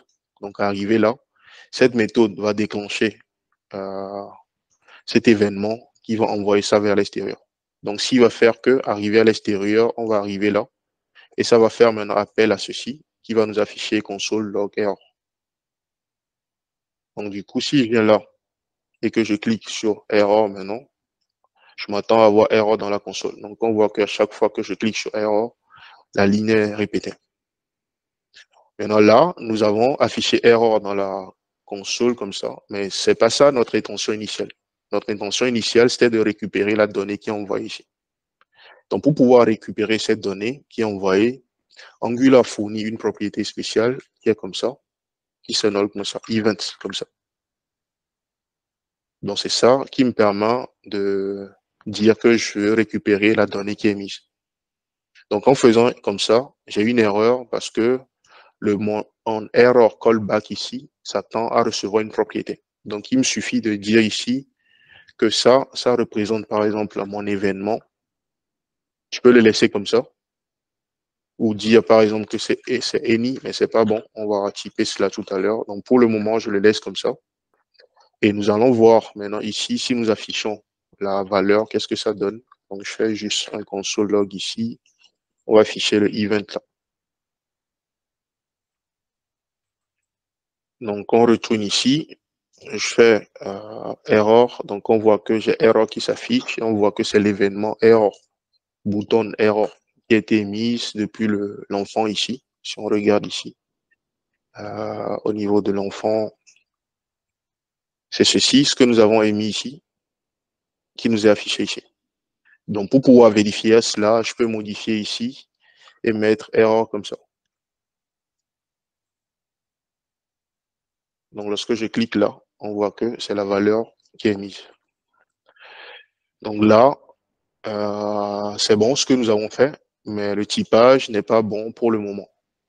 Parce que ici, vous allez voir que lorsque je vais vouloir utiliser la donnée, il me dit que c'est de type any parce que je n'ai pas précisé le typage. Donc, on peut aller loin ici et préciser le bon typage au niveau du composant. Donc, pour pouvoir faire cela, c'est au niveau du event emitter que vous faites cela. Donc, vous allez juste dire ici que je veux émettre des données qui respectent une certaine interface. Donc, on va dire que c'est BTN et que le BTN, par exemple, peut prendre une valeur qui est une chaîne de caractères, par exemple. Parce que là, nous sommes en train de faire un exemple, mais dans la vie pratique ou dans la vraie vie, dans une vraie application, vous aurez le bon type à préciser ici. Donc, en faisant cela, lorsque je retourne au niveau de mon composant parent ici, avant, j'avais mis un any ici.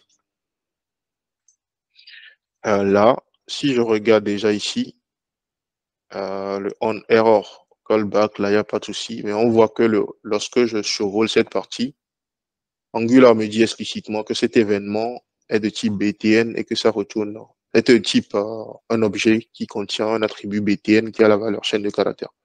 Donc, je peux utiliser ce même typage ici au niveau de mon event ici pour avoir le bon typage que je veux. Donc, du coup, il me suffit de définir une propriété ici.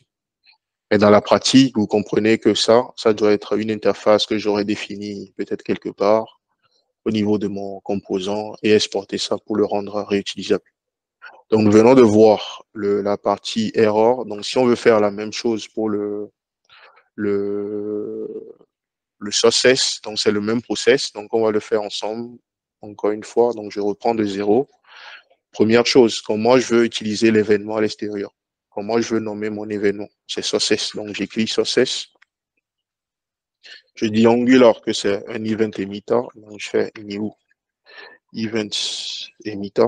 Donc, attention, au niveau de l'event emitter, cette fois-ci, je l'ai déjà importé. Donc, du coup, pas de souci. Je définis le typage. Donc, pareil ici, je peux dire que c'est aussi BTN, que ça retourne une chaîne de caractères. À la fin, il faut dire explicitement ici que c'est un output parce que je veux émettre des données. Donc, c'est là que Angular va vous permettre à l'extérieur de pouvoir utiliser le success. Donc, si je finis de faire tout ça, il faut émettre la valeur explicitement. Donc, je vais faire 10, le nom de la propriété, je fais emit et je peux émettre tout ce que je veux. Donc, dans mon cas, je vais juste émettre ceci.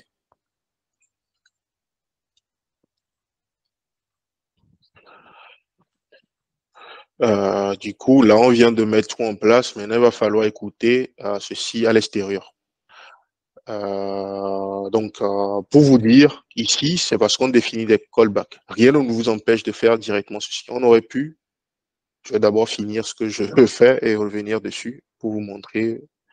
Donc, du coup, là, ça veut dire que je vais créer, pareil, un callback ici. Donc, je peux faire ce que je voulais dire ici. Donc, je fais le success. Donc, je dis, lorsque le success se produit, je vais exécuter un événement, je veux exécuter un callback donné. Donc, il va falloir créer le callback en premier. Donc, on va nommer ça comme on veut, on CSS par exemple, on success callback. Là, oui, nous allons faire pareil. Je ne vais pas retaper tout ça. On va juste remplacer ici par du success. Donc, on va dire ici que nous sommes en success. Donc, on va faire un truc comme ça et afficher l'événement. Donc, pareil, c'est le même principe. Donc, je vais juste copier pour ne pas avoir tout tapé. On va tester cela. OK. Donc, ici, je vais faire appel au on success callback et lui passer l'événement en question. Donc, ce qui est important, comme je l'ai dit, c'est que c'est $event. Il faut l'écrire de cette façon. C'est de cette façon qu'il faut l'écrire pour que ça marche. Si vous mettez autre chose, ça ne va pas marcher. Donc, je retourne là dans mon environnement de test, mon playground. Donc, du coup, je fais success. Donc, j'ai success qui s'affiche, je fais error, c'est error qui s'affiche. Donc, ça, c'est la façon dont on peut passer. Nous avons vu tout à l'heure que pour passer des données du parent qui représente cette page vers notre petit composant qui se trouve quelque part ici, on utilise les inputs. Et pour faire sortir les données de l'enfant vers le parent, on utilise les outputs. Donc, c'est ça, résumer le principe. Donc, ce que je voulais dire tout à l'heure, ici, par rapport au composant test lui-même, test component ici, je disais que dans la partie où on clique sur l'élément et qu'on utilise des callbacks ici, il y a certaines personnes qui n'utilisent pas des callbacks, même si c'est la bonne façon de faire. Il y a certaines personnes, lorsqu'il s'agit au lieu de créer un callback qui émet qui fait juste un seul appel ici, vous pouvez déplacer tout ceci. On peut faire ceci. Donc, je peux me débarrasser du on error ici, et rien ne m'empêche de faire ça et d'écrire directement ceci. Donc, ça revient au même, juste vu que c'est une seule ligne. Donc, je peux écrire ça. Donc, on va voir que si je retourne ici, ça va toujours marcher comme ça marchait. Donc, à vous de voir selon votre goût. Mais perso, je préfère utiliser des callbacks comme ça, où c'est clair Et même si vous avez une ligne demain, ou si demain, si vous souhaitez ajouter d'autres lignes, vous ajoutez directement au lieu d'avoir à écrire beaucoup de choses quand on peut préparer le terrain à l'avance. Donc là, on vient de voir comment utiliser les inputs et les outputs. Et ça, c'est, si vous comprenez ça, vous avez compris, je dirais, 40% du fonctionnement d'Angular, parce que c'est le principe là qui est utilisé pour assurer l'échange entre les composants. Vous avez des questions jusque-là? Comme ça, je peux introduire d'autres choses rapidement, vu qu'on a pris un peu de retard aujourd'hui.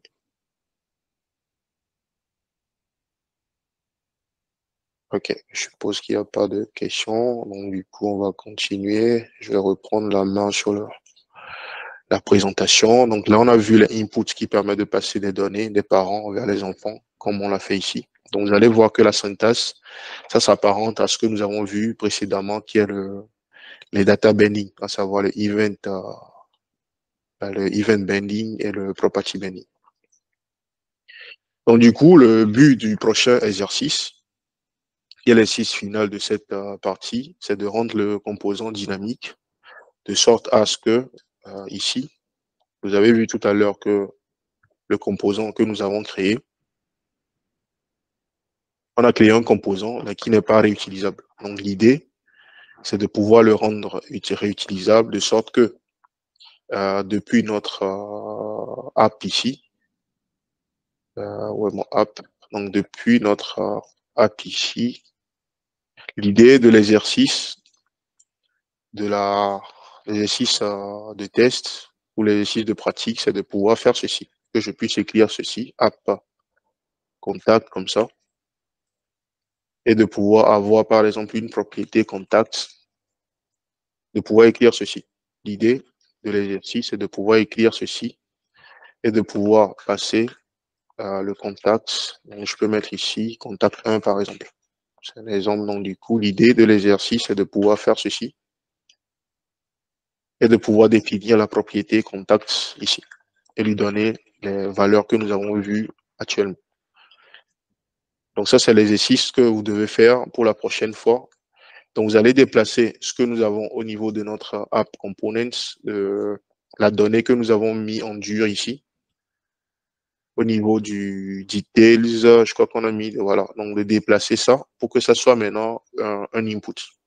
Donc ça, c'est le challenge pour la prochaine fois, de sortir cette valeur d'ici pour rendre le composant dynamique, qu'on puisse lui passer ceci depuis l'extérieur. Donc ça veut dire qu'on veut déplacer tout ceci, que ça se retrouve maintenant au niveau du parent, pour rendre ce composant utilisable telle une fonction. Déjà, est-ce que vous avez une question par rapport à l'exercice? Parce que la dernière fois, beaucoup ont dit dans le groupe Discord qu'ils n'ont pas compris l'exercice. Est-ce que c'est clair pour vous ou pas? Si c'est clair, laissez-moi juste soit un petit pouce ou un petit OK dans le chat pour savoir que c'est OK. Ça, on continue.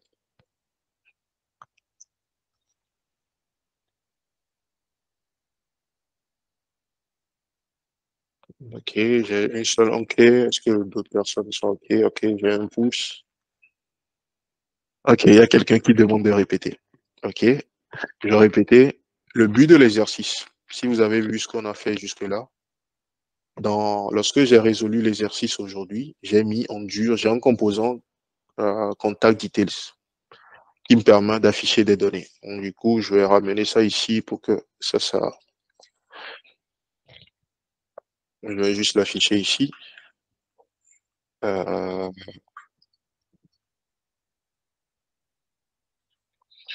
OK, ici, je vais juste l'afficher là.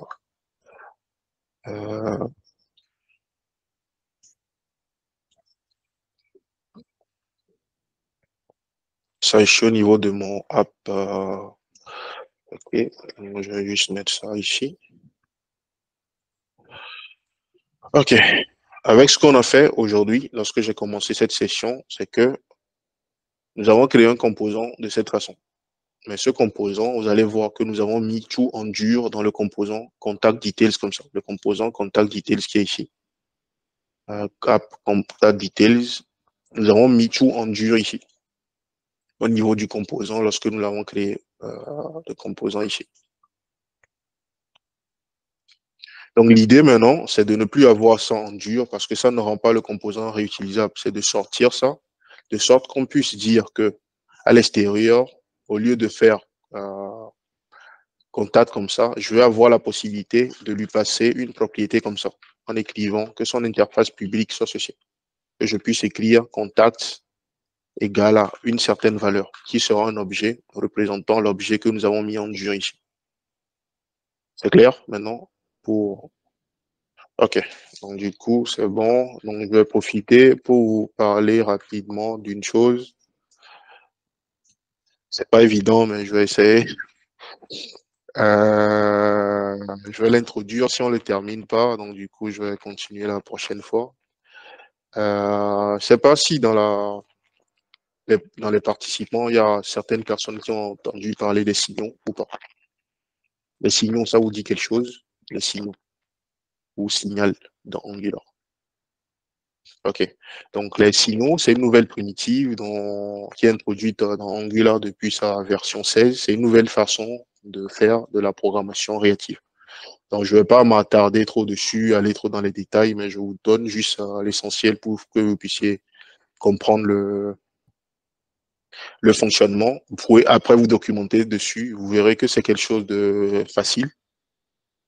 Mais je ne vais pas trop aller dans les détails. Lorsqu'on va poursuivre dans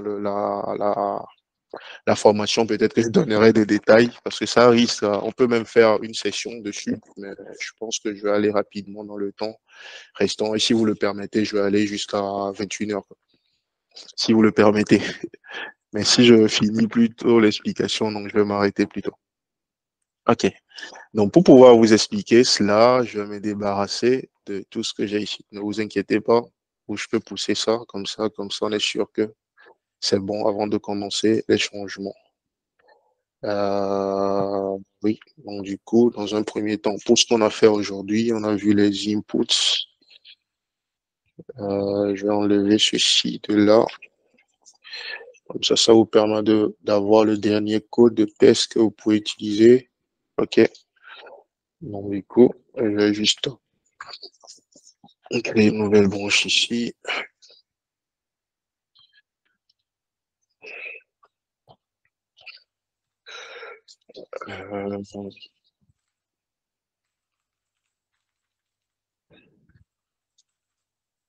OK, je vais créer une nouvelle branche que je vais nommer session 3, qui sera créée à partir de la session 2. Donc du coup, l'idée, c'est de mettre ici session 3. Je vais préciser ici que nous avons vu la communication entre composants. OK, donc je vais mettre ici input,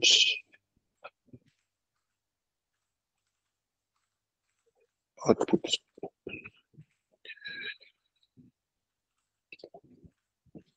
OK, du coup là, c'est bon, c'est bon pour ne pas oublier.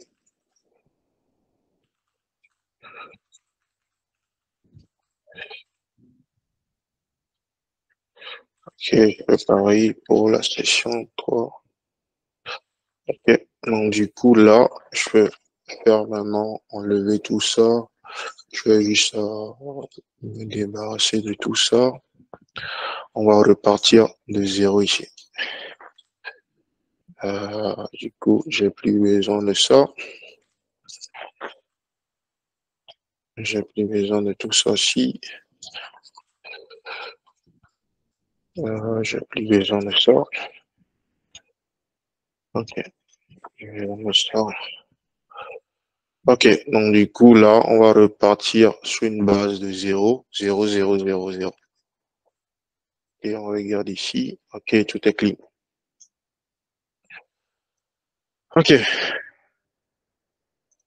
Donc, je vais essayer d'expliquer la primitive, la nouvelle primitive qui représente les signaux ou signal en anglais. Donc, déjà, dans la programmation que nous connaissons jusque-là, les primitives que nous connaissons et que j'avais présentées précédemment, c'est les entiers, les booléens, les chaînes de caractères et tout. Donc, nous sommes habitués à écrire ceci. Lorsque je veux, par exemple, définir l'âge d'une personne, je fais juste ceci, âge égale à 30. Et pour l'afficher, je mets ici âge, comme ça. Donc, ça, c'est ce que nous avons vu jusque-là et qui marche. Jusque-là. Et qui marche. Donc, on a la valeur 30 qui est affichée. OK, maintenant, c'est quoi les signaux? En fait, c'est une nouvelle façon de travailler, une nouvelle primitive. Et comment on considère de façon abstraite un signal? Il faut considérer que c'est une boîte. C'est juste une boîte qui contient une certaine valeur. Donc, la valeur, vous le définissez à l'initialisation du signal. Donc, lorsque je fais signal de 0 de cette façon, ça veut dire que je vais créer un signal qui peut contenir un nombre. Et lorsque vous créez un signal, vous devez lui donner une valeur qui sera la valeur qui sera dans la boîte. Et ce qu'il faut savoir, pour pouvoir voir le contenu de la boîte, il faut faire appel à ce qu'on appelle un getter. Et pour pouvoir appeler le getter, vous faites le nom du signal, vous mettez juste des parenthèses pour dire que vous voulez ouvrir la boîte pour voir son contenu. Si nous partons sur ce principe, ça veut dire que si je veux définir, changer la propriété âge ici en un signal, donc ça veut dire que je vais faire ici signal comme ça et donner le contenu de la boîte. Parce que j'ai dit qu'il faut toujours mettre un contenu. La boîte ne peut pas être vide. Donc on ne donne pas. Je vais faire une blague, on ne donne pas de colis vide à quelqu'un. C'est pas intéressant. Donc on doit toujours mettre quelque chose dans le colis, quoi. Sinon c'est pas intéressant, quoi. Ok, donc du coup là, nous avons défini un signal d'entier ou de nombre. Donc la valeur 30 ici. Donc vous voyez tout de suite que Angular me dit que j'essaie d'accéder à une propriété et c'est pas bon que je dois accéder au getter pour pouvoir voir la valeur. Donc je vais vous montrer ce que ça donne. Si je fais ceci et que je viens là, vous allez voir que ça ne me montre pas une valeur, mais ça me montre plutôt un objet ou une fonction. Donc ça, c'est le constructeur ou le getter qu'il me montre comme ça. Mais pour pouvoir appeler cette fonction, vous voyez que c'est une fonction. C'est un arrow function ici, qui contient une certaine valeur. Donc, pour pouvoir accéder à cette valeur, donc, il me faut appeler cette fonction explicitement. Donc, contrairement à ce qu'on pense, c'est que c'est un signal. C'est-à-dire, pour voir le contenu de la valeur, le contenu de la boîte, il faut juste faire ça. Donc, on voit maintenant que si je fais ça, ça m'affiche la valeur que j'ai. Donc, on vient de créer un signal, on vient de voir la valeur. Vous allez vous demander pourquoi avoir un signal. C'est un peu absurde de... Pourquoi on ne passe pas directement par la valeur 30 comme on a l'habitude de le faire? Ok, je vais procéder autrement, vous allez comprendre tout à l'heure. Vous allez voir le côté réactif de la chose. Donc, si je passe au prochain slide,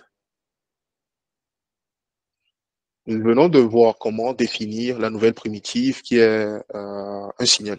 Donc, vous allez vous demander comment modifie-t-on la valeur d'un signal.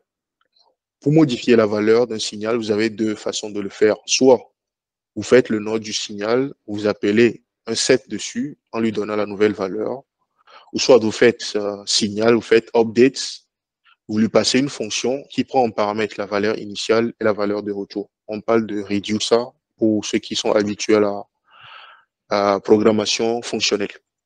Donc du coup, je vais montrer ce que je vais dire par là, c'est que je définis h, je lui donne une valeur 30. Si je veux plus tard modifier sa valeur, il me suffit de faire .7 comme ça. Et je lui donne une nouvelle valeur. Donc, si je fais 15 comme ça, il me dit quoi là? Ouais, je devais faire 10 plutôt. 10 points. Ok, c'est pourquoi il me fait tout ça. Pour faire simple, je vais mettre un bouton ici. Pour être dans la logique d'une application. Ok, on va dire juste que lorsqu'on clique sur ce bouton, on veut, par exemple, faire appel à un callback qui est en clic, par exemple.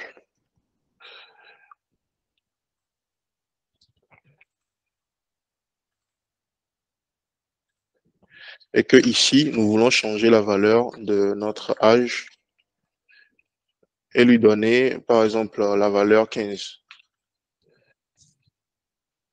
OK, donc je suis ici. Ah, mon bouton, il est trop petit. Je n'ai rien mis dessus. Clic. OK, lorsque je clique dessus, on voit que la valeur change pour modifier le contenu du carton. Donc, ayez toujours cette idée en tête, c'est que c'est un colis, ça contient une valeur, ou c'est un carton, ça contient une valeur. Pour modifier la valeur, soit on remplace tout le contenu. Le carton ne peut jamais être vide, en fait. Donc, du coup, il faut soit remplacer son contenu comme nous l'avons fait, ou nous avons une deuxième façon de procéder. Donc, je vais ajouter un deuxième bouton ici. Je vais faire ici on set. Je vais mettre ça comme ça. Permettez-moi. Ici, je vais mettre on update. Du coup, je vais redéfinir les deux méthodes pour faire la différence entre les deux. Donc, je fais on set ici. Et on va copier, coller. On va faire on update. OK. Donc, jusque-là, j'ai le on set, on update. Qu'est-ce qu'il me dit? OK, j'ai raté les accolades quelque part. OK. Bouton. OK. Je vais agrandir ça pour mieux voir. J'ai raté. OK. Ça, c'est bon. Je ferme bien les accolades ici. Je reviens là. Bouton. OK. J'ai pas mis le truc à l'intérieur ici. Je vais supprimer tout ça et le mettre dans le...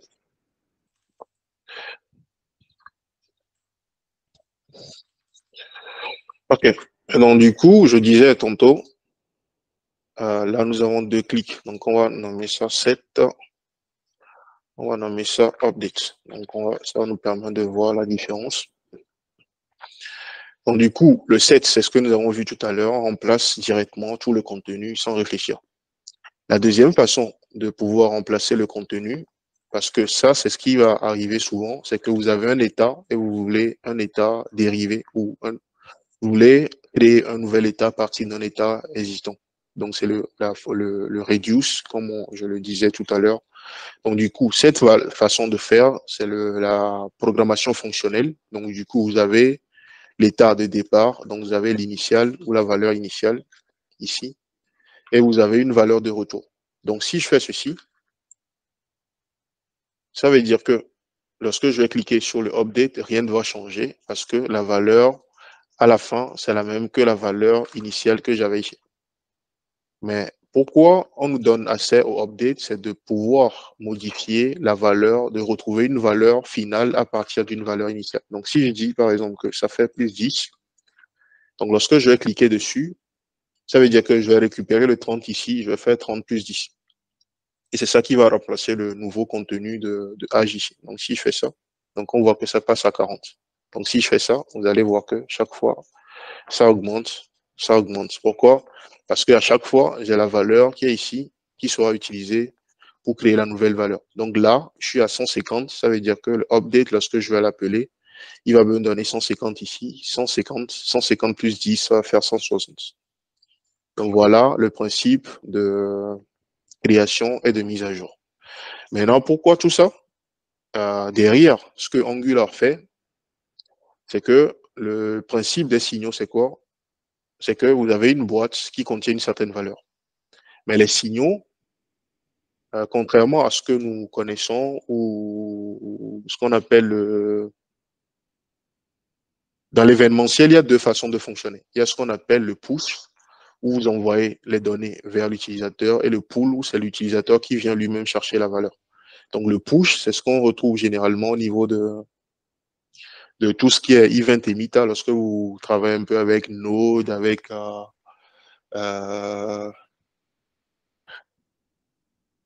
comment dire ça? Non, pas avec Node. Avec Node, c'est pas bon. Si je donne l'exemple du JavaScript, c'est pas bon. Mais le push, c'est que vous envoyez la donnée vers l'utilisateur. Chaque fois qu'il y a un changement, vous envoyez la donnée vers l'utilisateur. Mais le pull, c'est que c'est l'utilisateur lui-même qui vient vérifier à chaque fois si la valeur a changé ou pas. Maintenant, dans le principe des signaux, c'est que lorsqu'il y a une mise à jour, qu'est-ce que le signal fait? Il a des personnes qui s'intéressent au changement de valeur. Donc, ce que lui fait, il informe juste ses consommateurs de valeur qu'il y a quelque chose qui a changé. Mais il ne leur donne pas la dernière valeur du carton. Donc, c'est aux consommateurs de venir eux-mêmes chercher la valeur et l'afficher ou l'utiliser comme ils veulent. Donc, du coup, le consommateur, dans ce cas, c'est Angular, la partie template. Donc, ce qu'on représente ici, c'est la partie template. C'est-à-dire que ici, lorsque je mets à jour la valeur, en cliquant sur l'un de ces boutons, Angular est informé qu'il y a eu un changement et il vient chercher la valeur dans le carton pour pouvoir l'afficher sur l'interface. Donc, c'est de cette façon qu'il y a le lien entre la partie template qui est ici. Donc, à chaque fois qu'il y a un changement ici, Angular a un système qu'on appelle les graphes de signaux qui permet de détecter à chaque fois quelle partie a changé et il vient juste mettre à jour cette valeur. Donc ça, c'est des explications basiques que je donne de cette façon pour ne pas trop aller dans les détails. Donc on crée le signal. Lorsqu'il y a des changements de valeur, vu que le signal est branché sur le template, Angular a informé qu'il y a quelque chose qui a changé, il vient regarder la nouvelle valeur. Donc c'est ce qui permet d'avoir ceci. Maintenant, quel est l'intérêt de ça? Nous allons voir ça tout à l'heure. C'est que nous avons ce qu'on appelle les computed signal. Les computed signal, c'est quoi? C'est que, imaginez que vous avez deux cartons qui contiennent des valeurs différentes. Et qu'à chaque fois que l'une des valeurs change, vous voulez refaire un calcul en se basant sur les valeurs des deux cartons et dériver un nouvel état. Donc l'exemple ici, c'est que nous avons un premier carton qui contient la note d'une personne, le second carton qui contient également la note d'une personne. Donc nous voulons faire la somme de ces deux valeurs à chaque fois qu'il y a un changement dans l'un de ces cartons. Donc du coup, comment ça se passe? Lorsque le carton change de valeur, il informe celui-ci. Et ce carton recalcule la valeur des deux. Angular détecte cela, on a accès à la valeur. Nous allons voir à quoi ressemble un computer de signal et ce que ça permet de faire. Imaginez par exemple que dans mon application, j'ai les informations sur une personne qui sont représentées comme étant des signaux et qui viennent de différentes sources. Donc ici, je peux dire par exemple que j'ai mon name, il y a un signal. Quel exemple je peux donner qui est simple? Je vais donner l'exemple de la note plutôt, c'est plus parlant. Donc supposons que j'ai des notes dans deux matières. Donc la note 1 constitue un signal, d'accord, qui a une valeur par exemple qui est égale à 12. Et j'ai une seconde note également, note 2, qui est également un signal et qui a la valeur, je peux dire 17 par exemple. Donc ça constitue mes deux cartons. Donc supposons que je veux dans mon application calculer la moyenne de ces deux valeurs. Donc il s'agit d'un état dérivé de ces deux. Donc pour pouvoir faire cela, je vais créer un nouveau signal que je vais nommer par exemple moyenne. Moyenne par exemple. Donc, pour pouvoir créer cela, je vais dire que c'est un computed signal, c'est-à-dire un signal calculé. Computed, ça veut dire compute, c'est calculer. Donc, calculer à partir de quoi? Des valeurs de deux signaux. Donc, on parle ici de signaux dépendants. Donc, ce signal va dépendre d'autres signaux. Donc, on voit qu'il dérive son état à partir de signaux dont il dépend. Donc, du coup, ici, je vais juste passer une fonction ici. Et ce qu'il faut savoir ici, c'est que à l'intérieur de la fonction, je peux faire tout ce que je veux, mais il faut savoir que cette fonction doit dépendre de certains signaux. Donc, du coup, dans mon cas, vu que je veux calculer la valeur faire la moyenne de ces deux valeurs, donc je vais juste faire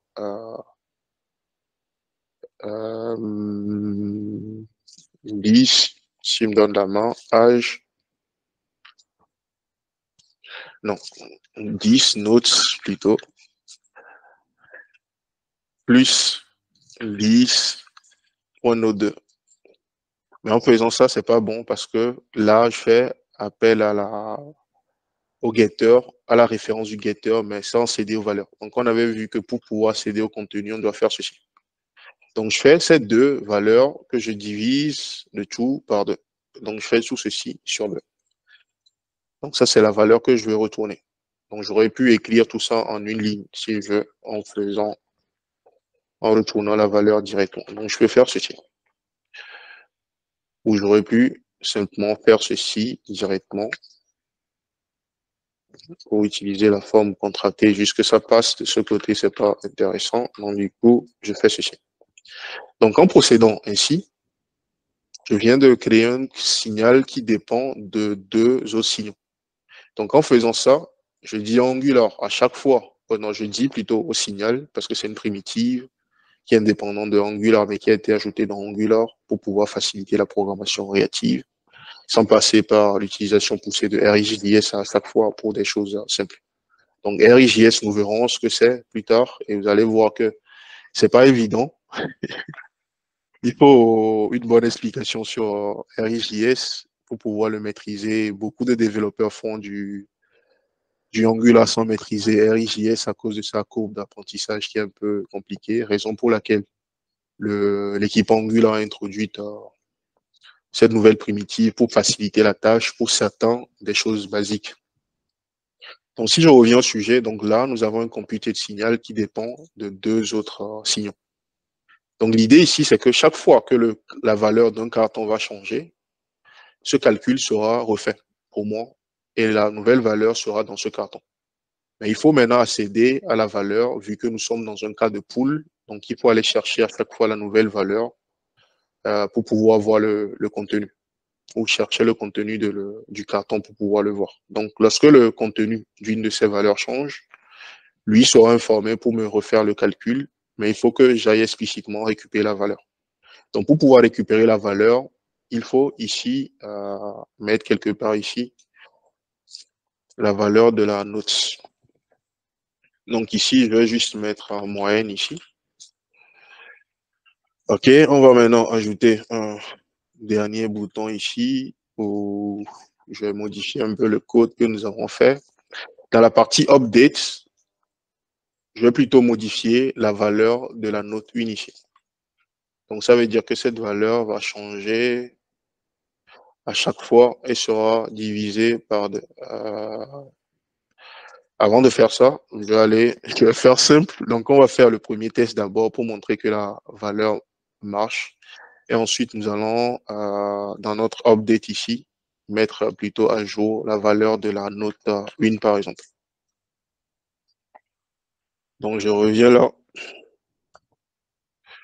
Donc là, de mémoire, si on regarde les notes 1 et note 2, je vais mettre des valeurs qui sont simples, hein, parce que c'est pas tout le monde qui est bon en mathématiques. Je vais mettre 10, comme ça on pourra faire les calculs, on pourra compter facilement. Donc si je fais 20 plus 10 sur 2, ça fait 15. Donc d'où la valeur qui est ici. Donc pourquoi ça a été détecté? Parce que j'utilise un computer de signal ici qui me permet de calculer un état dérivé à partir du contenu ou d'état existant. Donc maintenant, si je reviens ici, nous avons vu qu'à chaque fois, nous ajoutons 10 à la valeur de notre note 1 ici, donc du 10 ici. Donc dans l'état actuel, nous avons 10 plus 20 sur 2 qui nous donne le 15.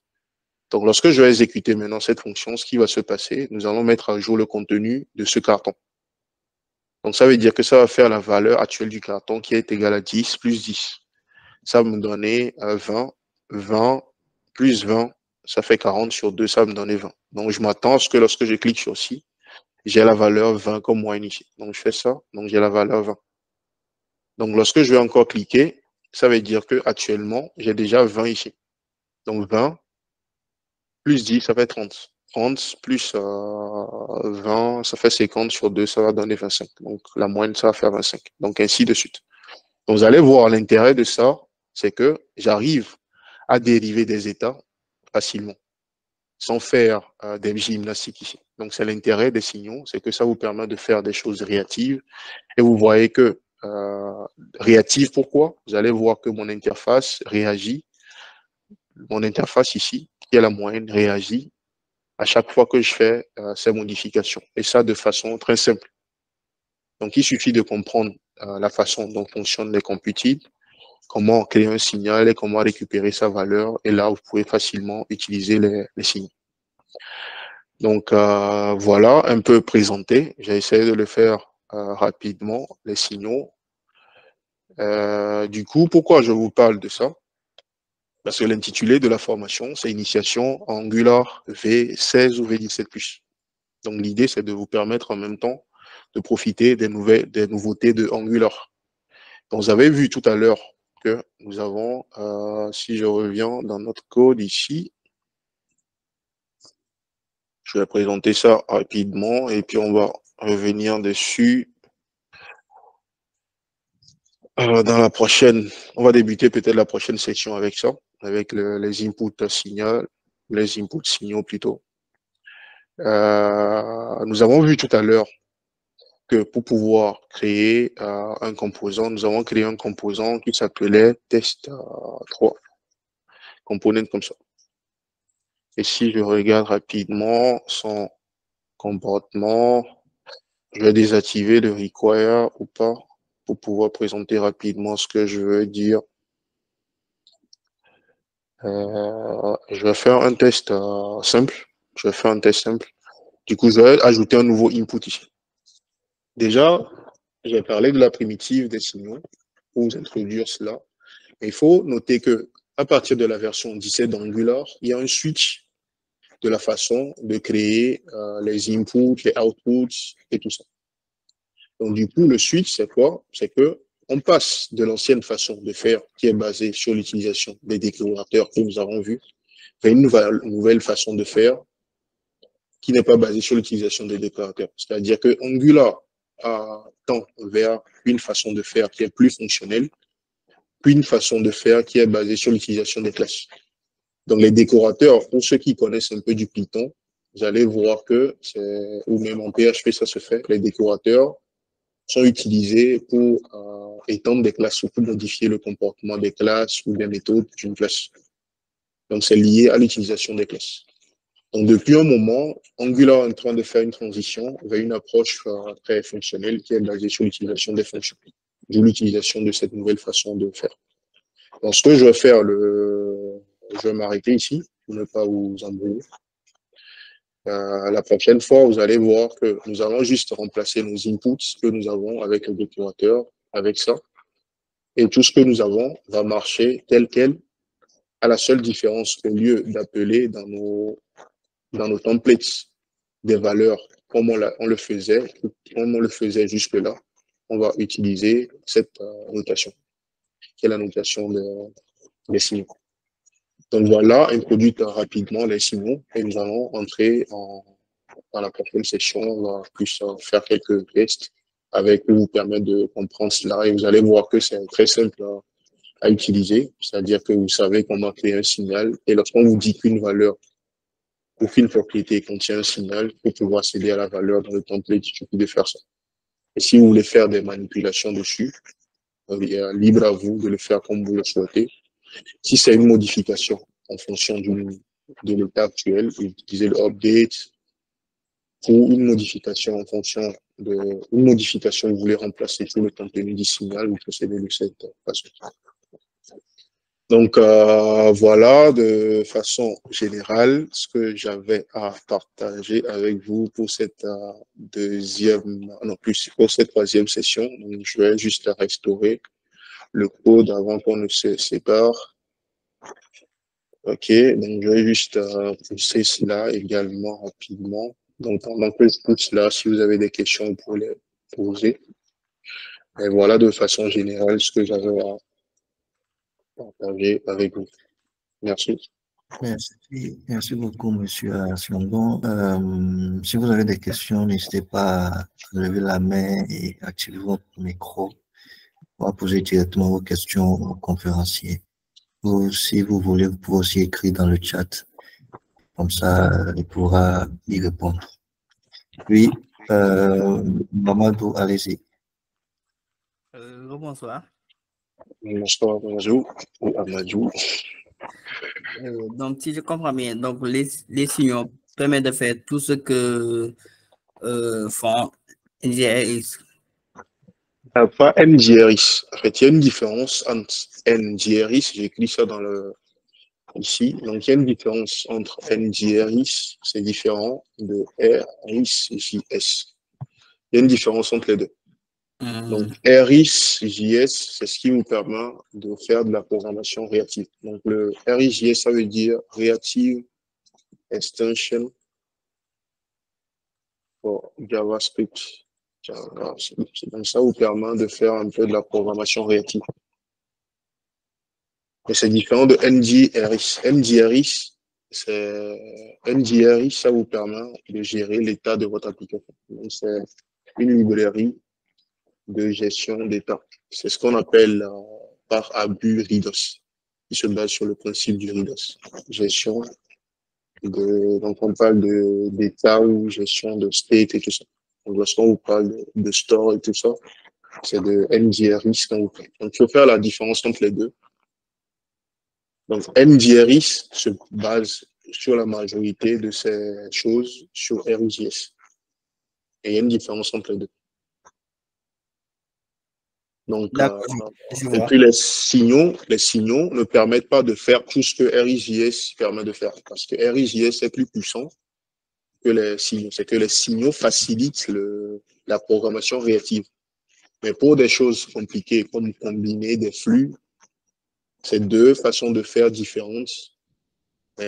Angular a trouvé qu'avec les signaux, vous le verrez, si vous lisez des codes et tout ça, avec le RIJS, connaître RIJS, c'est connaître des opérateurs, connaître ce que c'est qu'un subject et tout ça. C'est beaucoup de choses à apprendre en fait pour pouvoir l'utiliser proprement et ne pas faire des anti-parterres ou des mauvaises façons de faire. Donc ça, c'est quelque chose qui rend la courbe d'apprentissage très compliquée dans Angular.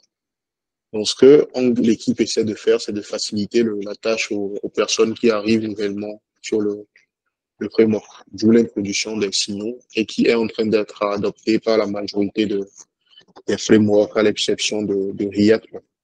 Donc, si vous voyez du côté de Vue, Svelte et tout ça, ils adoptent aujourd'hui les signaux. Et actuellement, c'est annoncé même que dans JavaScript, c'est poussé pour que on l'ait par défaut dans le navigateur. Les signaux, on les aura peut-être d'ici 5 ans ou 3 ans. Les travaux sont en cours pour qu'on ait par défaut dans le navigateur de la même façon qu'on a aujourd'hui les promises. Donc, c'est un investissement à long terme. Si vous savez utiliser les signaux, je crois que ça vous sera utile après par la suite. D'accord, merci beaucoup. D'accord. Est-ce qu'il y a d'autres questions? N'hésitez pas à les poser. N'hésitez pas. Et du coup, je suppose qu'il n'y a pas de questions. Donc, je vais partager alors les liens avec vous avant qu'on ne se prépare. Oui. Donc, du coup, pour un petit rappel, le premier lien, c'est un lien Discord d'un groupe où vous pouvez poser des questions en dehors de la session. Si vous avez des questions sur ce qu'on a fait, que vous n'avez pas compris, ou que vous essayez de résoudre l'exercice, que vous rencontrez des soucis. Donc, n'hésitez pas à poser des questions ou à partager aussi vos codes. Pas partager le code, mais partager le travail que vous faites. Ça fait le retour avec d'autres personnes pour avoir d'autres avis dessus, quoi. Donc, le deuxième, c'est le repo. Donc, c'est là où je pousse un peu tout ce que je fais dans la session pour vous éviter d'essayer de le faire avec moi en même temps et tout. C'est également dans le groupe Discord que on partage avec vous le slide. Donc, il y a un slide à la fin qui nous sera partagé. Donc, vous trouvez ça sur le groupe Discord et ce sera partagé avec vous également via vos mails que vous avez utilisés pour enregistrer sur comment dire ça,